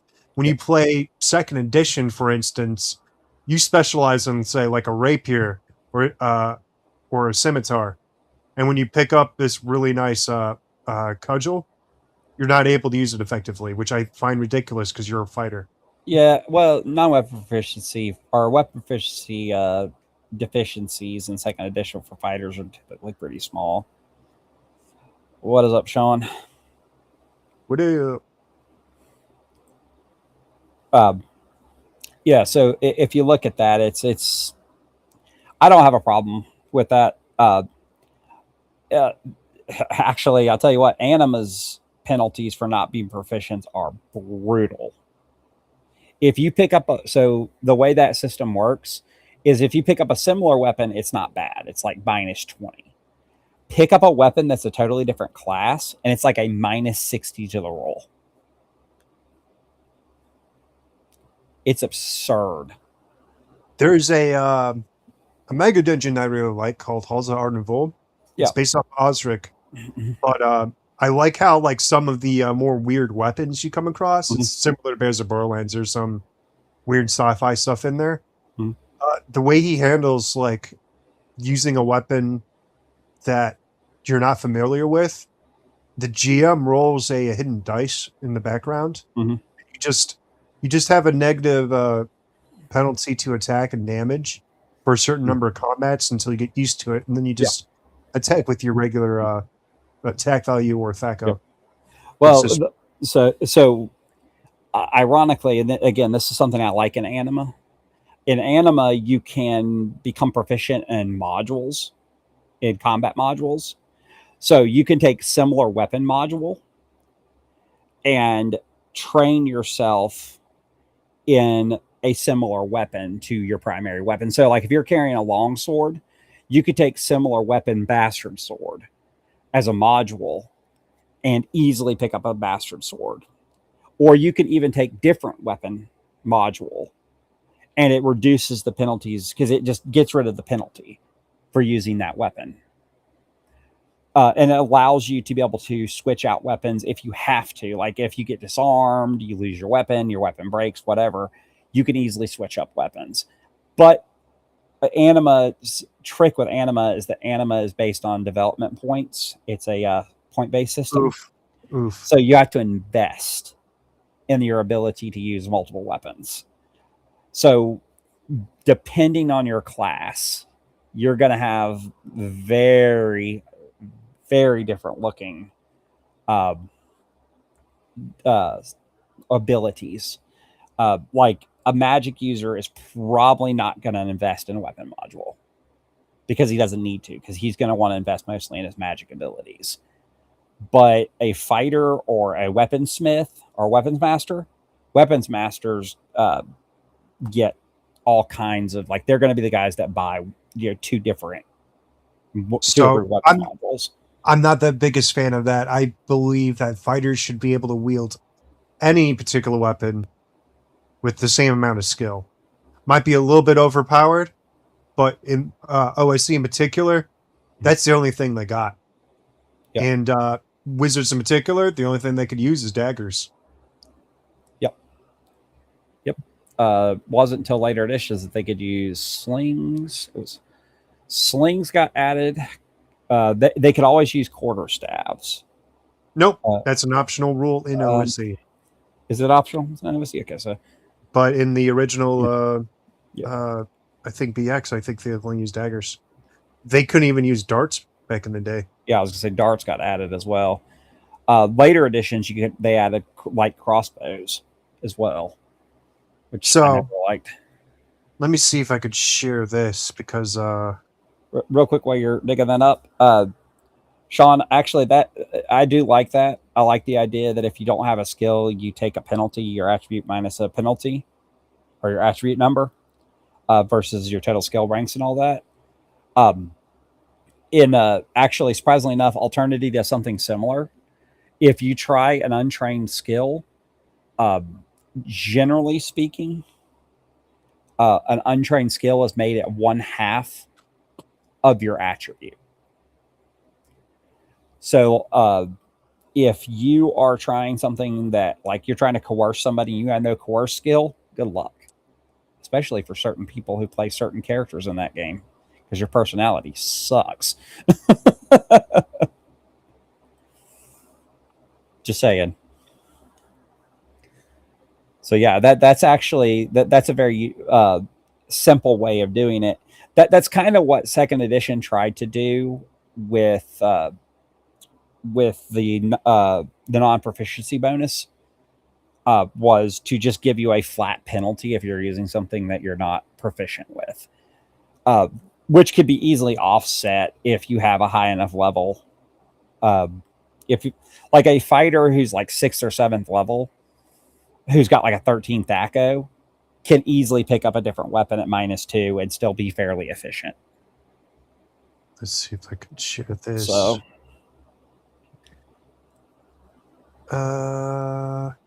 there we are. Show this on the screen. Gotcha. Give me 2 shakes and lips. I'll bring it to the screen and maximize. There we go. So this is from White Hack. This is like the differences between weapons, and you notice it's all D6s with plus or -2 at the max. Okay. cool thing to make it a little bit more interesting is you just give them special abilities. Like, for instance, a sword, just a regular extra sword, is a D6 plus 1, nothing special. A club, it could be improvised. You could use it to knock people out. Darts are interesting in this game because they have a rate of fire of 3 per round, so you could throw 3 of them, and always does 1 damage, but you still roll to see if you crit, because you can still crit with those weapons. So people actually use darts in this game, not for the crappy damage output, it's to get a lucky crit. Nice. Flails ignore shields. Sounds about right. Maces and hammers and morning stars, they get attack value bonus against metal armor, and morning stars in particular, when you do crit, you crit for 3 times damage, and you can use that to make all the weapons more of a utility belt for particular situations. Yep. Well, and that's actually, like I said, that's a unique way to handle it. It's a nice way to handle it because you're using flat hit dice, you're using flat damage dice, so it's very good for that system. I don't know that would apply very well to other systems, but for that system, it definitely applies very well. Where's my phone? I hate that it does this whenever I'm doing things. I actually use this for OSC Classic because OSC Classic, all the weapons do the same amount of damage. Yep. It's a D6. Yep. Hang on me. I'm trying to get to my D&D. If you got the advanced version, you got the variable damage dice. Yes. It's listed as an optional rule. Yep. Yeah. Like I said, I'm just gotten to the point. I guess the longer I game, the more I game, the more time the more I do this kind of stuff, the more I'm involved in the hobby, the more like I said, I kind of appreciate simplicity. And simplicity is lost in a lot of systems, particularly when you're talking about how damage is handled. Because, like what we were saying very early on, variable damage can be very kind of goofy in that a big sword can do less damage than a dagger, or you could get easily outstripped by a low level wizard if you have the wrong weapon. And that's just kind of like, it doesn't make any sense from a mechanic standpoint. You're just like, so why is a longsword less efficient than magic missile? Because magic missile is a pretty steady, damage output versus, a sword, which can swing all over the place because it has a lot wider percentage bell curve on a D8. Do you want to talk about magic missile? We are not having the turn versus round argument right now. We are not. Okay, just so you guys know, in OSC and in BX, magic missile functions a little bit differently than you remember from other game systems because the spell lasts 10 minutes. Now, OSC and BX, it's a dungeon crawler. Going 60 feet in a dungeon is 10 minutes. It's pretty slow going and dissipates there. I had this large-ass argument with Legacy and the Arribator about how they can't comprehend that, like, this could be abused so much. Like, you could just keep casting magic missiles over and over again and have them float around your head and fire like a machine gun. And I'm like, it's just a product of its times. Yeah, and it absolutely is. There is a spell that negates it called Shield. Yes, that it is. Pretty much any wizard or dragon can cast. And like I said, about like these older games are not balanced, especially the wargaming things. It's all based off of the initiative, whoever gets it off first. Yep. Nothing's stopping the GM from having a wizard to do the same thing. And I don't know why the big reaction with it. Mostly because I read 2nd edition Wizard Compendium for it, and you can make them blow up in a 10-foot cube. This is not 2nd edition. I know. Thank God. I can imagine what you could do with 10 minutes in a 10-foot cube. Oh, I'm a 9th level wizard. I'm going to cast. I get 3 missiles every time I cast it. Okay, I'm going to cast it 3 times. That's going to give me 9 missiles, so 94 in a 10-foot cube. Screw that. So the Elden Ring has a spell. It's called like glintstone daggers or Mhm, glintstone great swords mhm. that will basically summon these things to hover over your head, and then after a certain amount of time, they will fire out. And that's how I always envisioned it for like BX ever since that game came out. And it's really cool. You can use it to intimidate people, be like, Mhm. I'm going to fire this at you if you don't answer me. Um, you could also use it to pop your head in, fire off a few shots, which is what you guys had the biggest issue with in particular. But Yes. it's called using your brain because none of the encounters in BX or OSC are balanced at all. You're going to wander into a part of the dungeon where your characters are not supposed to be in because you're going to be contending with hit dice and like I'll go on. traps that are way beyond your ability. But that's the whole utilitarian part of the coolness of dungeon delving because you don't actually have to fight all the creatures and you have different strategies with it. You want to get the loot and get out. And yes, Sean, you're absolutely correct. Wizards duels in early editions in D&D basically came down to who had the faster or who had the best casting speed, because you could use something really stupid like magic missile or Mel's acid arrow and just be like, "Oh, I'm faster than you." Boom! I hit you and break your concentration. The magical duel is over. I felt like when I was arguing with you two, you guys were trying to argue for balance, and I was trying to argue the raw rules being amazing because it's unbalanced. It is And completely we could unbalanced. actually get into like X in particular because Mhm.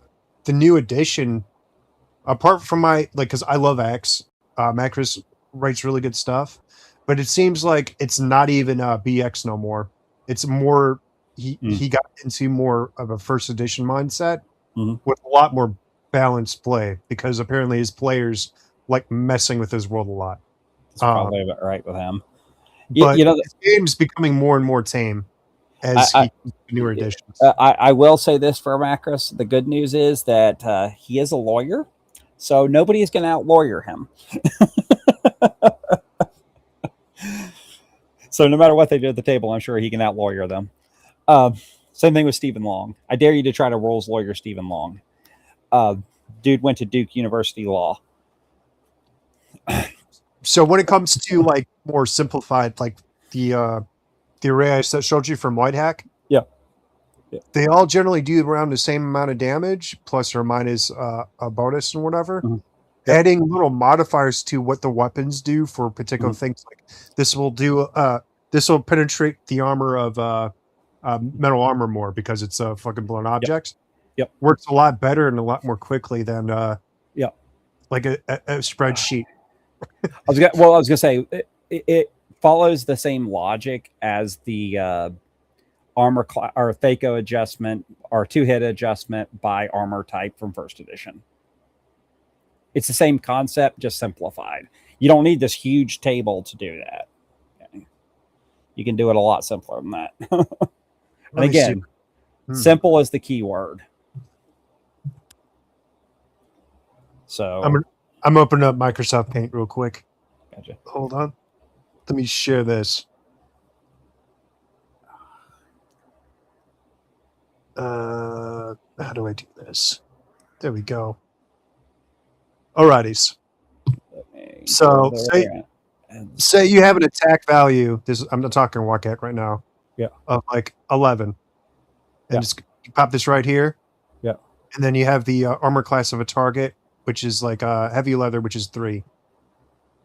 In this particular game, you want to roll in between here. If Yeah. you roll too low, the armor prevents the damage from going through. If you load too high, your weapon misses. What you can do in this system, which is great for playing with kids who can't do math, is basically when you have like a +2 weapon, it will move this up to a 13. And you can see the adjustment, and you're basically rolling in between that.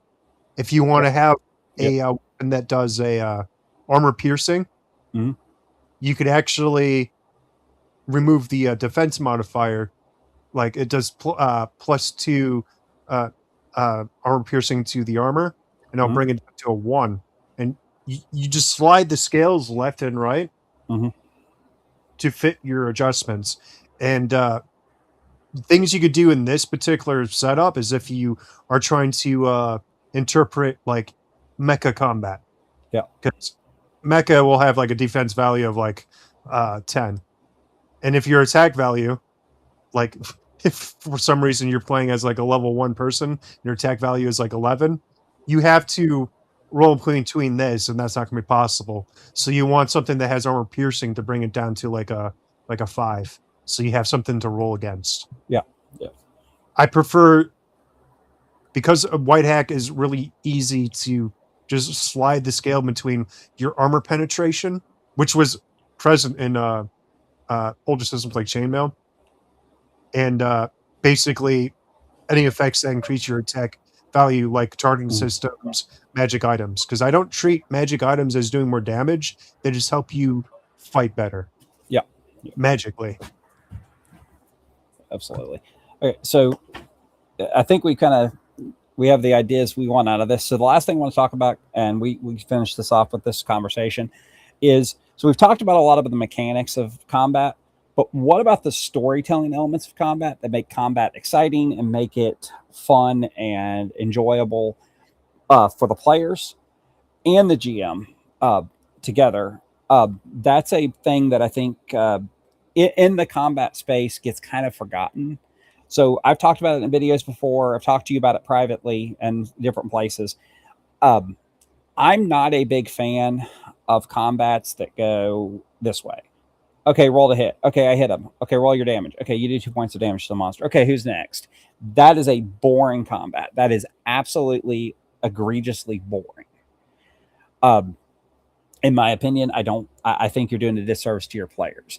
Uh, Describing combat is as a storytelling part of the game is important to me because it is such a big portion of the game.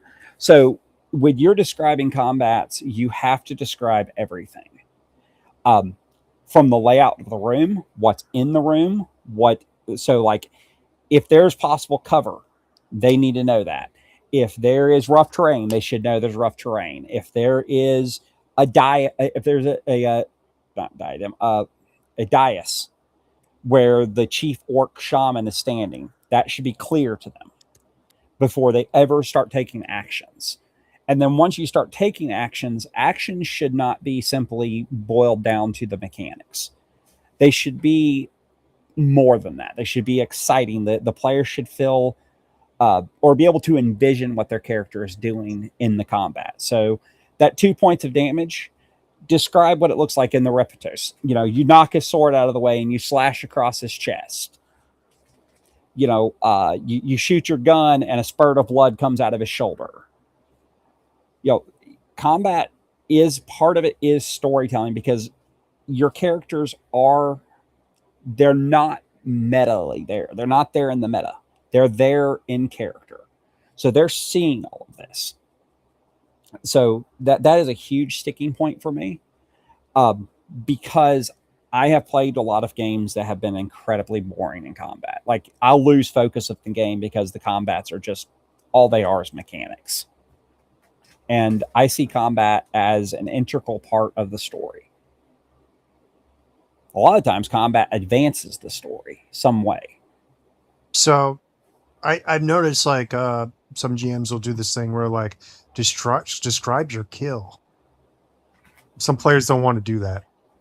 Um, what I usually do is because I'm not particularly good on it. Mhm. It if I want to describe like how a thing dies and stuff Mhm. like that during combat, Yep. I'll pull from like I have tables from Mhm. Swallow, because Yeah. you may not like the book or the authors and stuff like that. Yeah. Their death tables are pretty interesting. Oh no. Daniel Fox did some interesting things with Whitehander. It's just him as a person. Jesus Christ. I Let's didn't know. I didn't know it was possible to hate somebody in the tabletop space as much as people hate him. So the let's talk about Gaming Beast talking about his house rule and stuff. How did that Mhm. work out? Basic fantasy, Blue Yep. Homes, Journeyman. Which Journeyman? Blue Home Journeyman rules. Oh, okay. It's based on the Blue Box Basic. Oh, okay. Interesting. So, uh, how would you make combat more exciting narratively? Is what you're talking about? Okay. Yeah. Yeah. Hang on a second. Uh, and Sean, you're right. What I said can be solved by maps. However, if you've played with me, a lot of people have played with me. I tend not to use maps. I tend to do theater of the mind. So I tend to rely on my ability to actually describe. Um, and so that's kind of my thing. So you also mentioned keeping things simple.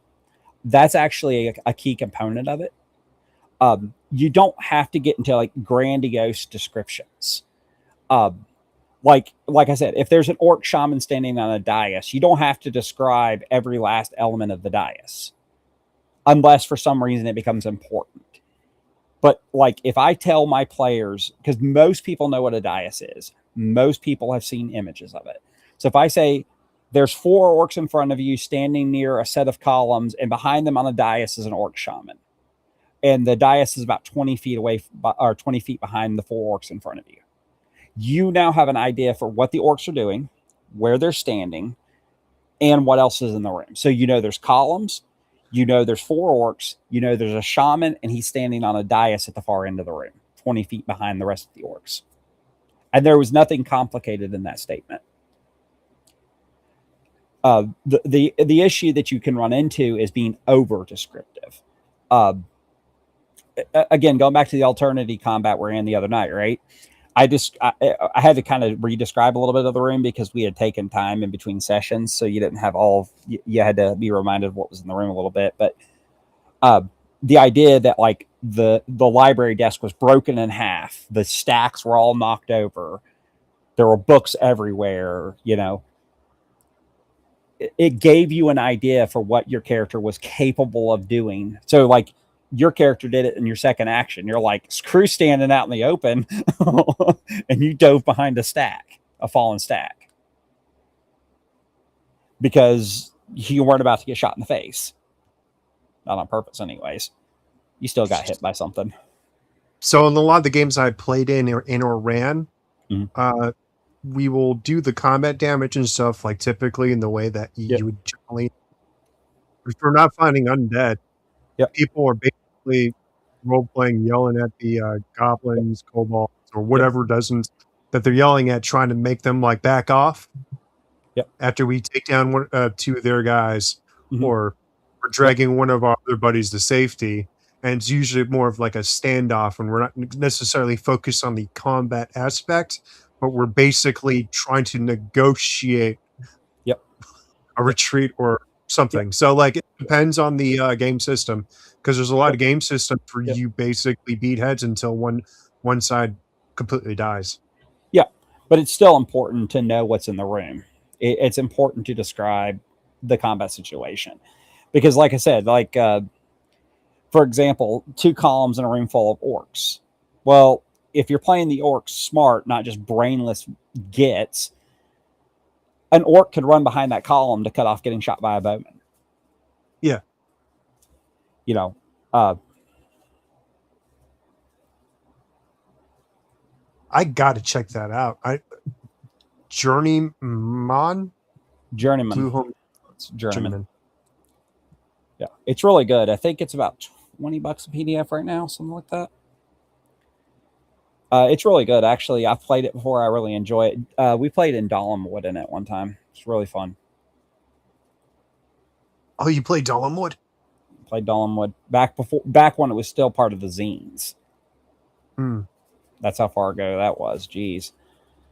But yeah, it's a fun little system. It's real super simple. Like I say, because it's based off the Blue Box BX, which is, I believe, the Homes edition Hmm. of BX. Oh, so it's basically basic. Yeah, it's basic. Awesome. Particularly Homes basic. But yeah. So setting the scene, and then it's also kind of important to set. You know, you do still need to communicate how much damage is being dealt, but and I think you guys have kind of noticed this because like you guys can read your own dice numbers anyways, but like when I tell you how much damage you've done, I never just tell you how much damage you've done. I'll be like, okay, you shot this guy, and now he's got blood spreading out from a gunshot wound. That's going to do 3 wounds and 2 stun.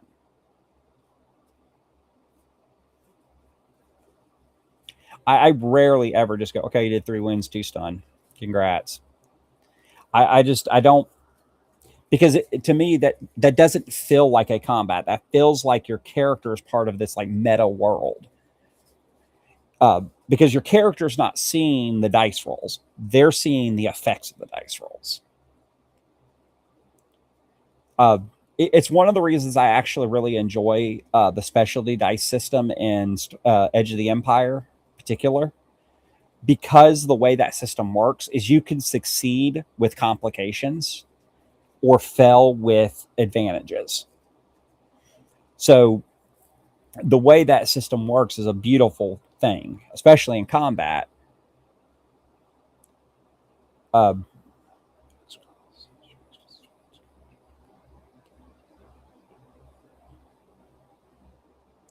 yeah, I'm not surprised Nap directed to do that. I played in that Dawnwood game with Nap. That was with him and Jeff Cape and a couple other guys. Um, but yeah, but yeah. So if you look at combat through the eyes of purely through the eyes of the player, if you're looking at it through the eyes of the players or the NPCs if you're the GM, it's like I said, it's not about just about making a storytelling point. It's also about making the combat more alive, more exciting, more you know, more part of the world. Uh, you know, and that goes into everything you do. You can tell you could tell your players, like say they run into a group of zombies, right? You could tell your players, okay, you see 3 zombies. Okay, so they know what a zombie is, right? So okay, you can do that. Or alternatively, you say there are 3 people shambling towards you, and as they get closer, you notice that they have missing chunks of flesh and organs exposed as they kind of slowly shuffle their way towards you with their arms outstretched, groaning. And to me, I'd rather hear the latter than the former. Because again, in character, my character may have never seen a zombie before. He may have heard about them, but has he ever seen one? Has he ever experienced it?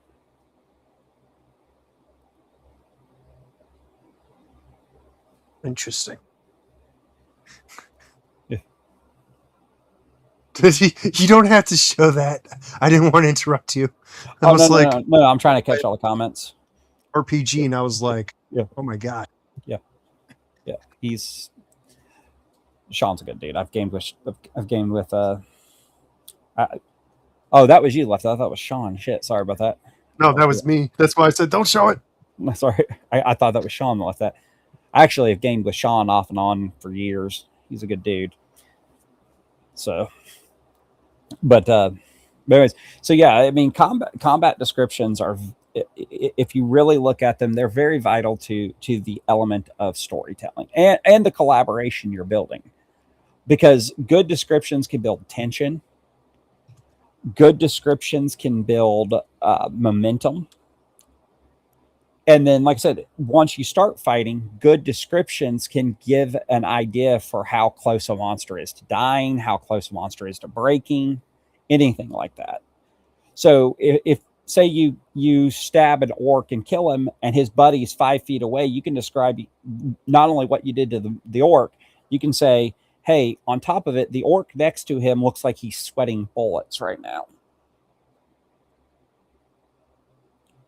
which indicates that there's probably an upcoming morale roll.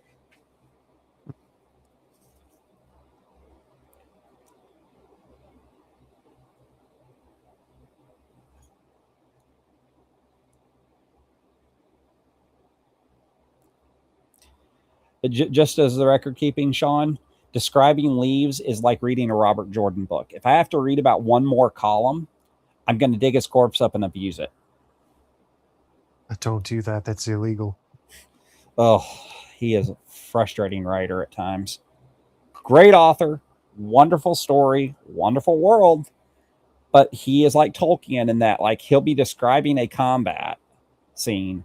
Somebody will stick a sword in a column and he'll start describing the column. You'll be like, I don't care. Get back to killing Trollocs. That's all I want to see.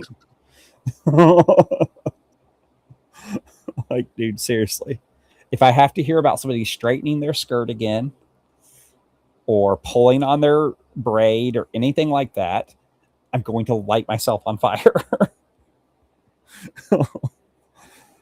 Still fun books, worth the read, but you got to be prepared for the prose. He's he's very divisive. I found that out, and that there are a lot of people that do not like him because he is very wordy. Very quickly, because you brought this up a little bit earlier, theater of mind or minis and grids, what does each reward?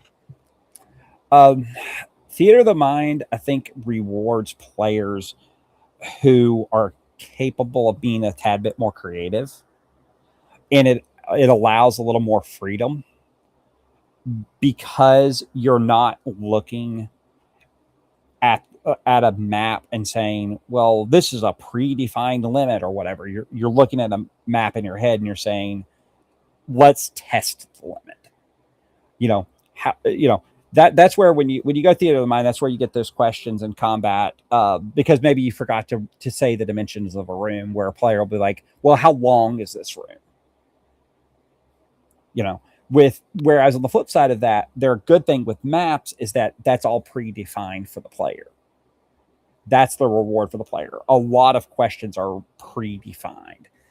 So, like, if you're going to have a stack of crates in a room, you just draw them on the map, and the players don't have to ask if there's something they can hide behind. They already know. So it's kind of a, based on, for me, it's based on how comfortable and creative the players I am playing with are. Also, somewhat the system, because there are certain games that their design philosophy is built around grids. Last Arc is actually an example of that. It is built with grid play, map play in mind. The way you move, the way you measure distances, all of that's going to be based on the grid, not theater of the mind. Not that you couldn't run it theater of the mind, but it is most certainly not designed around theater of the mind. It's designed around putting minis on a table. So I think you kind of have to take six of one, half dozen of the other. The real question is, when you're running games, which way do you prefer to run it? Do you prefer theater of the mind, or do you prefer maps? And when I say maps, I'm talking about battle maps, not like hex grid maps and all that kind of stuff, because that's a different conversation.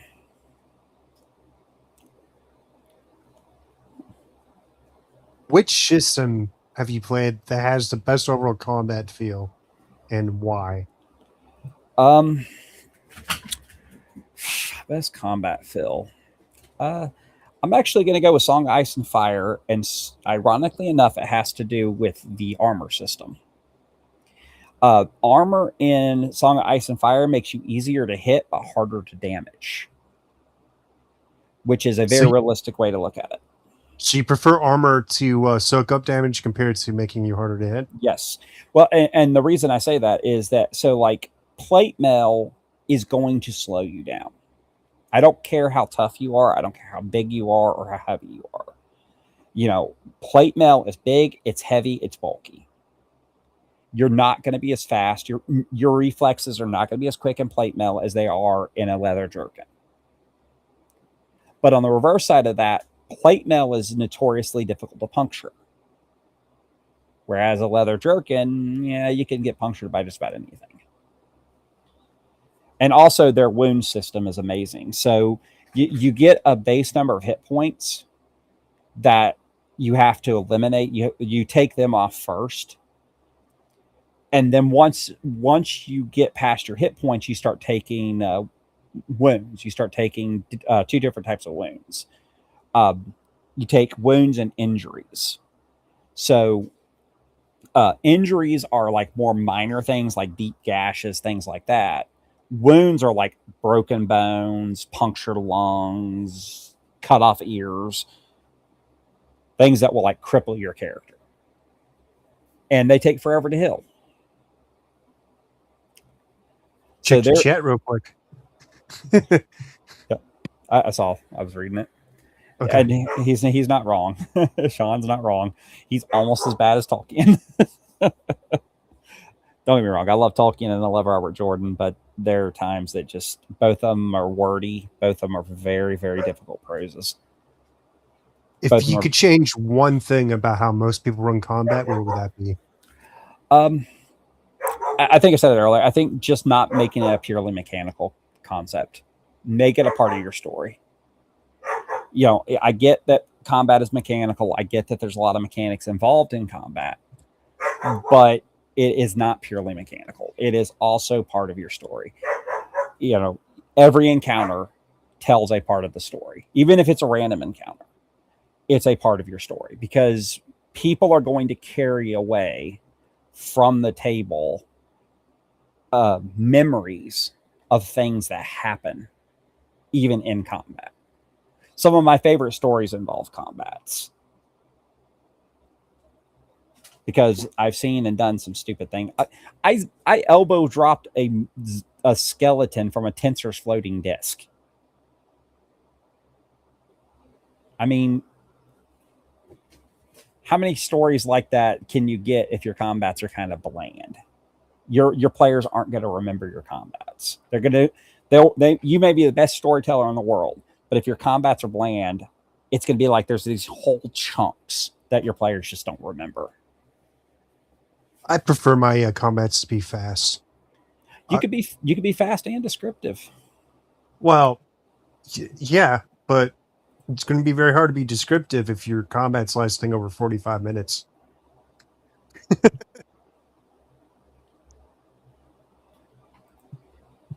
Yeah, no, I mean I agree with you.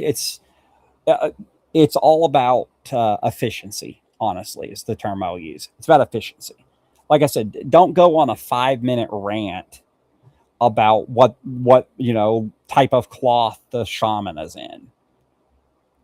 It's simple enough to say he's a shaman. They can get a general idea what he's dressed like from that.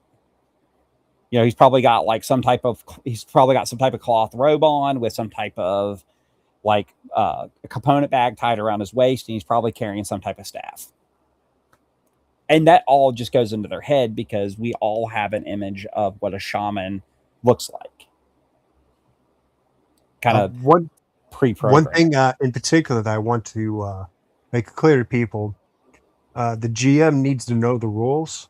Mm-hmm. The one thing that I've seen slow down gameplay a lot is the GM cracking open the book because he doesn't know how a situation's supposed to play out. I mean, it becomes one thing when it happens a couple of times. Yeah. But if it happens a lot and it drags the game onto a 6-hour-long session, I'm not a kid anymore. I can't do these 6 hours. Yeah, I can't do 6 and 8 hours anymore. Now here's the thing. I'm doing that bi-weekly, every Saturday morning, but that's only because the sheer scale of the combat that we're doing. Like everybody knows the rules. It's just the sheer scale. It's taking a lot of time. In that same vein, I would say don't just know the rules. Don't be afraid in edge cases to simply punt on a rolling. And if you need to go back and correct something later, do it. But if something is like a super edge case, don't waste your time looking up edge cases, guys. Just roll with what makes sense. Because sometimes the best way to handle, especially a combat that's taking a long time, anyways, like you were saying, you get stuck in a 4 or 5 hour combat. The fastest way to resolve it is just house roll it until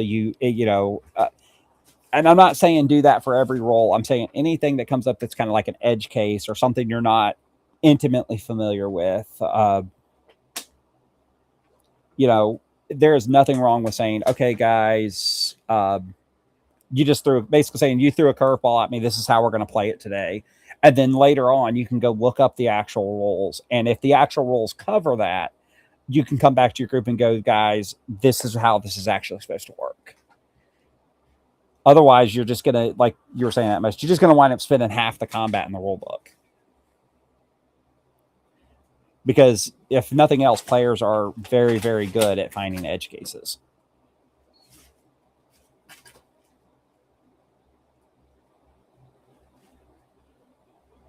Any final thoughts or anything you want to touch upon? No, I think we've hit everything there. Guys, overall, just kind of closing thoughts. Overall, combat can be exciting. It can be fun. It is a lot more detailed, a lot more complicated than simply rolling initiative and hitting each other. It is, if nothing else out of this video comes out, combat is a part of the story, and it should be treated as part of the story by using the mechanics appropriately and getting the point across for what it is and why it's dangerous, and use it appropriately. Don't, and if you're playing a game that preaches balance, guys, my best piece of advice, throw that piece of advice out. Do not feel like you have to balance your encounters. Gygax said it in this, I think in the early 80s, late 70s, early 80s. He said, there are a lot of things in the world and they're not all your level. So, don't buy into the balance lie. That's an annoyance. You can run exciting combats that are designed for the players to run away from. I've done it. I've seen other people do it, and they've done it super efficiently.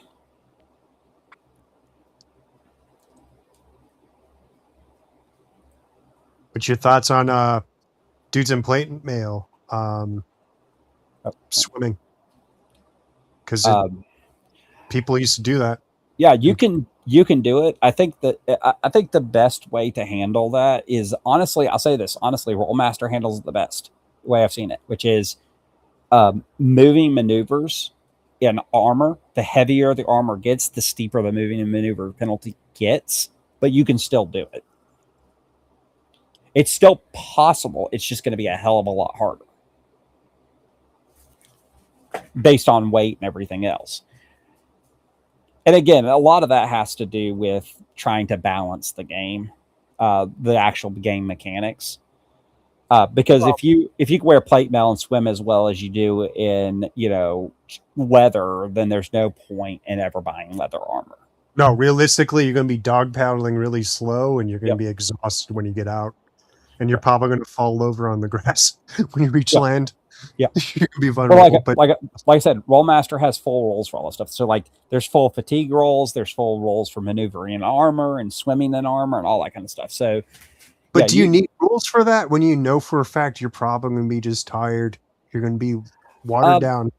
I think again that comes down to the level of granularity that you're looking at in the system. Rollmaster is a granular system, so but you could rule it. Be like soaking wet underneath. All the linens and stuff you're wearing underneath the plate mail, you're just going to fall over. Like, I mean, you could. The other, so this is actually, again, this is a misconception in Rollmaster. Rollmaster actually encourages you not to make the players roll unless there's like a reason, like a high stress situation need for it. So like if you got off of a ship, right, you got knocked overboard, right, and you had unlimited time, nobody's shooting arrows at you, nobody's trying to drag you under, anything like that, right? You don't have to make them roll. You just be like, okay, well, you're in plate mail, you're about 100 feet from the shore. That's going to take you 30 minutes to swim in. And all you would do is give them fatigue. I don't think you'd be able to make it to shore if you're going to be swimming like that for 30 minutes. I would rule that you probably drown without help. Well, but the point is that because of the way the rules actually stated, again, Rollmaster is a misunderstood system because it gets a lot of negative attention. But it really, like, it's just like, dude, if it doesn't need to be rolled, don't make them roll. The rolls in this game should be made when the rolls should be made. You're trying to pick a lock in a high stress situation. You're going to roll. You're trying to swim across a lake and it's a recreational opportunity for you. I'm not going to make you roll swimming for every 100 yards you swim when nobody's doing anything to hurt you. It works in the opposite direction too. Yep. So the players in my games, I literally told them that they want to stack their deck in layman's terms in such a way that it prevents me from me making rolls. Because every time I make a roll, that's bad for them. Yep. And it's called preparation. It's called being careful, setting up a situation where basically they could fight. inside a choke point where they don't have to get surrounded. Mhm. Like, Yep. preparation's key, especially with those Yep. older games. Yeah. Like I said, I just, I don't, I don't understand how, like, plate mail, swimming in plate mail is an interesting concept. But yeah, like I said, most games I'm going to apply two rules when it comes to most games. I'm going to apply the rule of cool, which is if what you're doing is awesome enough, I'll let you kind of get away with it. Um, that's a huge thing. But the other rule I'm going to apply is the let it ride rule from Burning Wheel, which means if you fail a roll and you don't have something to change your circumstances, you're stuck with it. So, quick question: what would you do in this situation where a player has he drank a potion of invisibility and flight? Mhm. He's a wizard with a dagger, so he's invisible. Well, before that, a cleric casts like uh, you know, cone of silence. So he has this cone of silence that Mhm. surrounds it. He drinks invisibility potion, drinks the flight potion. He floats over to the big bag across a ravine, and Mhm. it basically has a dagger out.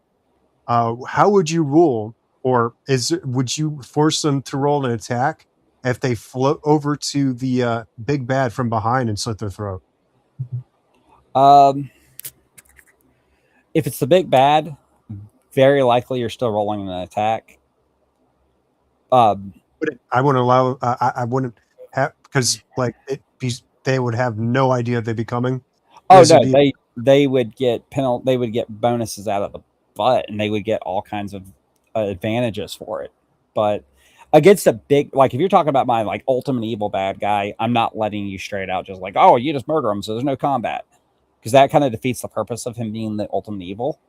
But if you were to apply that to like lesser evils or minor bosses, probably like just using the orc shaman as an example, if you invisibly floated up behind that orc shaman around all the other orcs somehow or another and got to him and you wanted to coup de grace him, thumbs up. I'm giving you bonus points for thinking that way. so in my games. There's always more than one big bad because I Mhm. can't write. I Yeah. don't have. I don't have this like Sauron that Yep. when you destroy him, the world's gonna be saved. I usually have. There's a big bad for each faction, Mhm. and if one dies, other factions will basically fill in the gap and stuff Yep. like that. So I will always allow them to do the crazy stuff they want to do. Just Oh, because the fact that the assassin is a shitty class, and I don't think it should exist. So if you want a wizard to do it, go for it. yeah. Like I said, I have no problem with letting them get all kinds of bonuses for it against because I tend to when I crescendo a campaign, I tend to crescendo it with a like final fight with the guy who's been pulling the strings all along. The thing is, So armor. If the person, the target in question has armor, they're caught flat-footed. They're unaware. They can't use their decks to defend against it. yep, And, that's what I'm in saying. my mind, Yep. what can I do? I'm not going to force to play the role because this character is completely screwed. Heck, They're going I to very likely I said to make them roll. Actually, I probably wouldn't make them roll to hit, but I would give them an extreme damage advantage for it. But that's where you start getting like really stupid. Like 3.5 was notorious for this. Uh, when you built a bad guy, you would give him like 4 templates, and you'd always put like undead template on him, so he can't be sneak attack or coup de grace like that. And you're like, man, or construct, It's why I stick to like BX, like the older yeah. games, or like the influenced games like White Hack in particular. Joey, God damn it, dog. Allows you to do that stuff, and the players feel like empowered when they pull off stupid shenanigans like that. Yeah. Because in those older game systems, especially like OSC, Mhm. you have particular race as class Yeah. Yeah. characters, which are like hybrid classes. Mhm. I think tieflings, if you end up rolling that, you're able to turn invisible. Mhm. I think that's the class I'm thinking of. Invisibility, even though it's a low level spell in other game systems, it's Mhm. extremely powerful in OSC. Yeah. Basically, pretty much every single spell has a lot of utility in the older game systems like that compared to the newer ones. Yeah. Yeah. Definitely. And if the way I roll it is, if you remove my ability to throw dice and do anything about it, you guys can do it as long as you prepared it. Yeah. You use those potions, you Yeah. planned it out. Fuck it, kill that Well, bitch. like I said, and that's another example also of I think it's going to depend on the game system too. If I'm running a game like Song of Ice and Fire, where pretty much everyone's human, absolutely. Like if you find some way to sneak a rogue up on the big bad guy while he's monologuing and he just sticks a knife in the back of his head, I'm going to give you that instant kill. He's just human. He's just a person. But if I'm playing a more fantastical game, say Dragonbane, Dragon Warriors, D&D, mystical creatures are a little bit more difficult to straight out kill.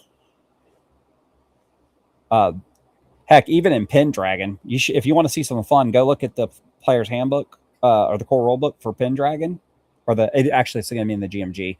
Look at some of the mystical creatures from Pendragon. They are really hard to kill. Like fairies are notoriously difficult to kill. You just don't talk to fairies. Well, you definitely don't make deals with them because they'll steal your babies. That is a thing in Pendragon. They steal children. A lot. So, but anyways, guys, closing out, I think we kind of talked this subject out, and it's we're going on 2 hours and 20 minutes. So, thank you for everyone who watched. Thank you for anyone who watches in the future. As always, guys, if you have thoughts, comments, questions, opinions, please leave them in the comments. If you're watching on X, just leave me a comment on there. I'll get it. I promise. As always, guys, follow the 3 rules. No ad hominems. No picking fights. Please don't leave me a college dissertation. I'm sorry about that. My pity just went off like a shotgun. But anyways, guys, we do hope you have fun, and we do hope to see you guys around the game table at some point.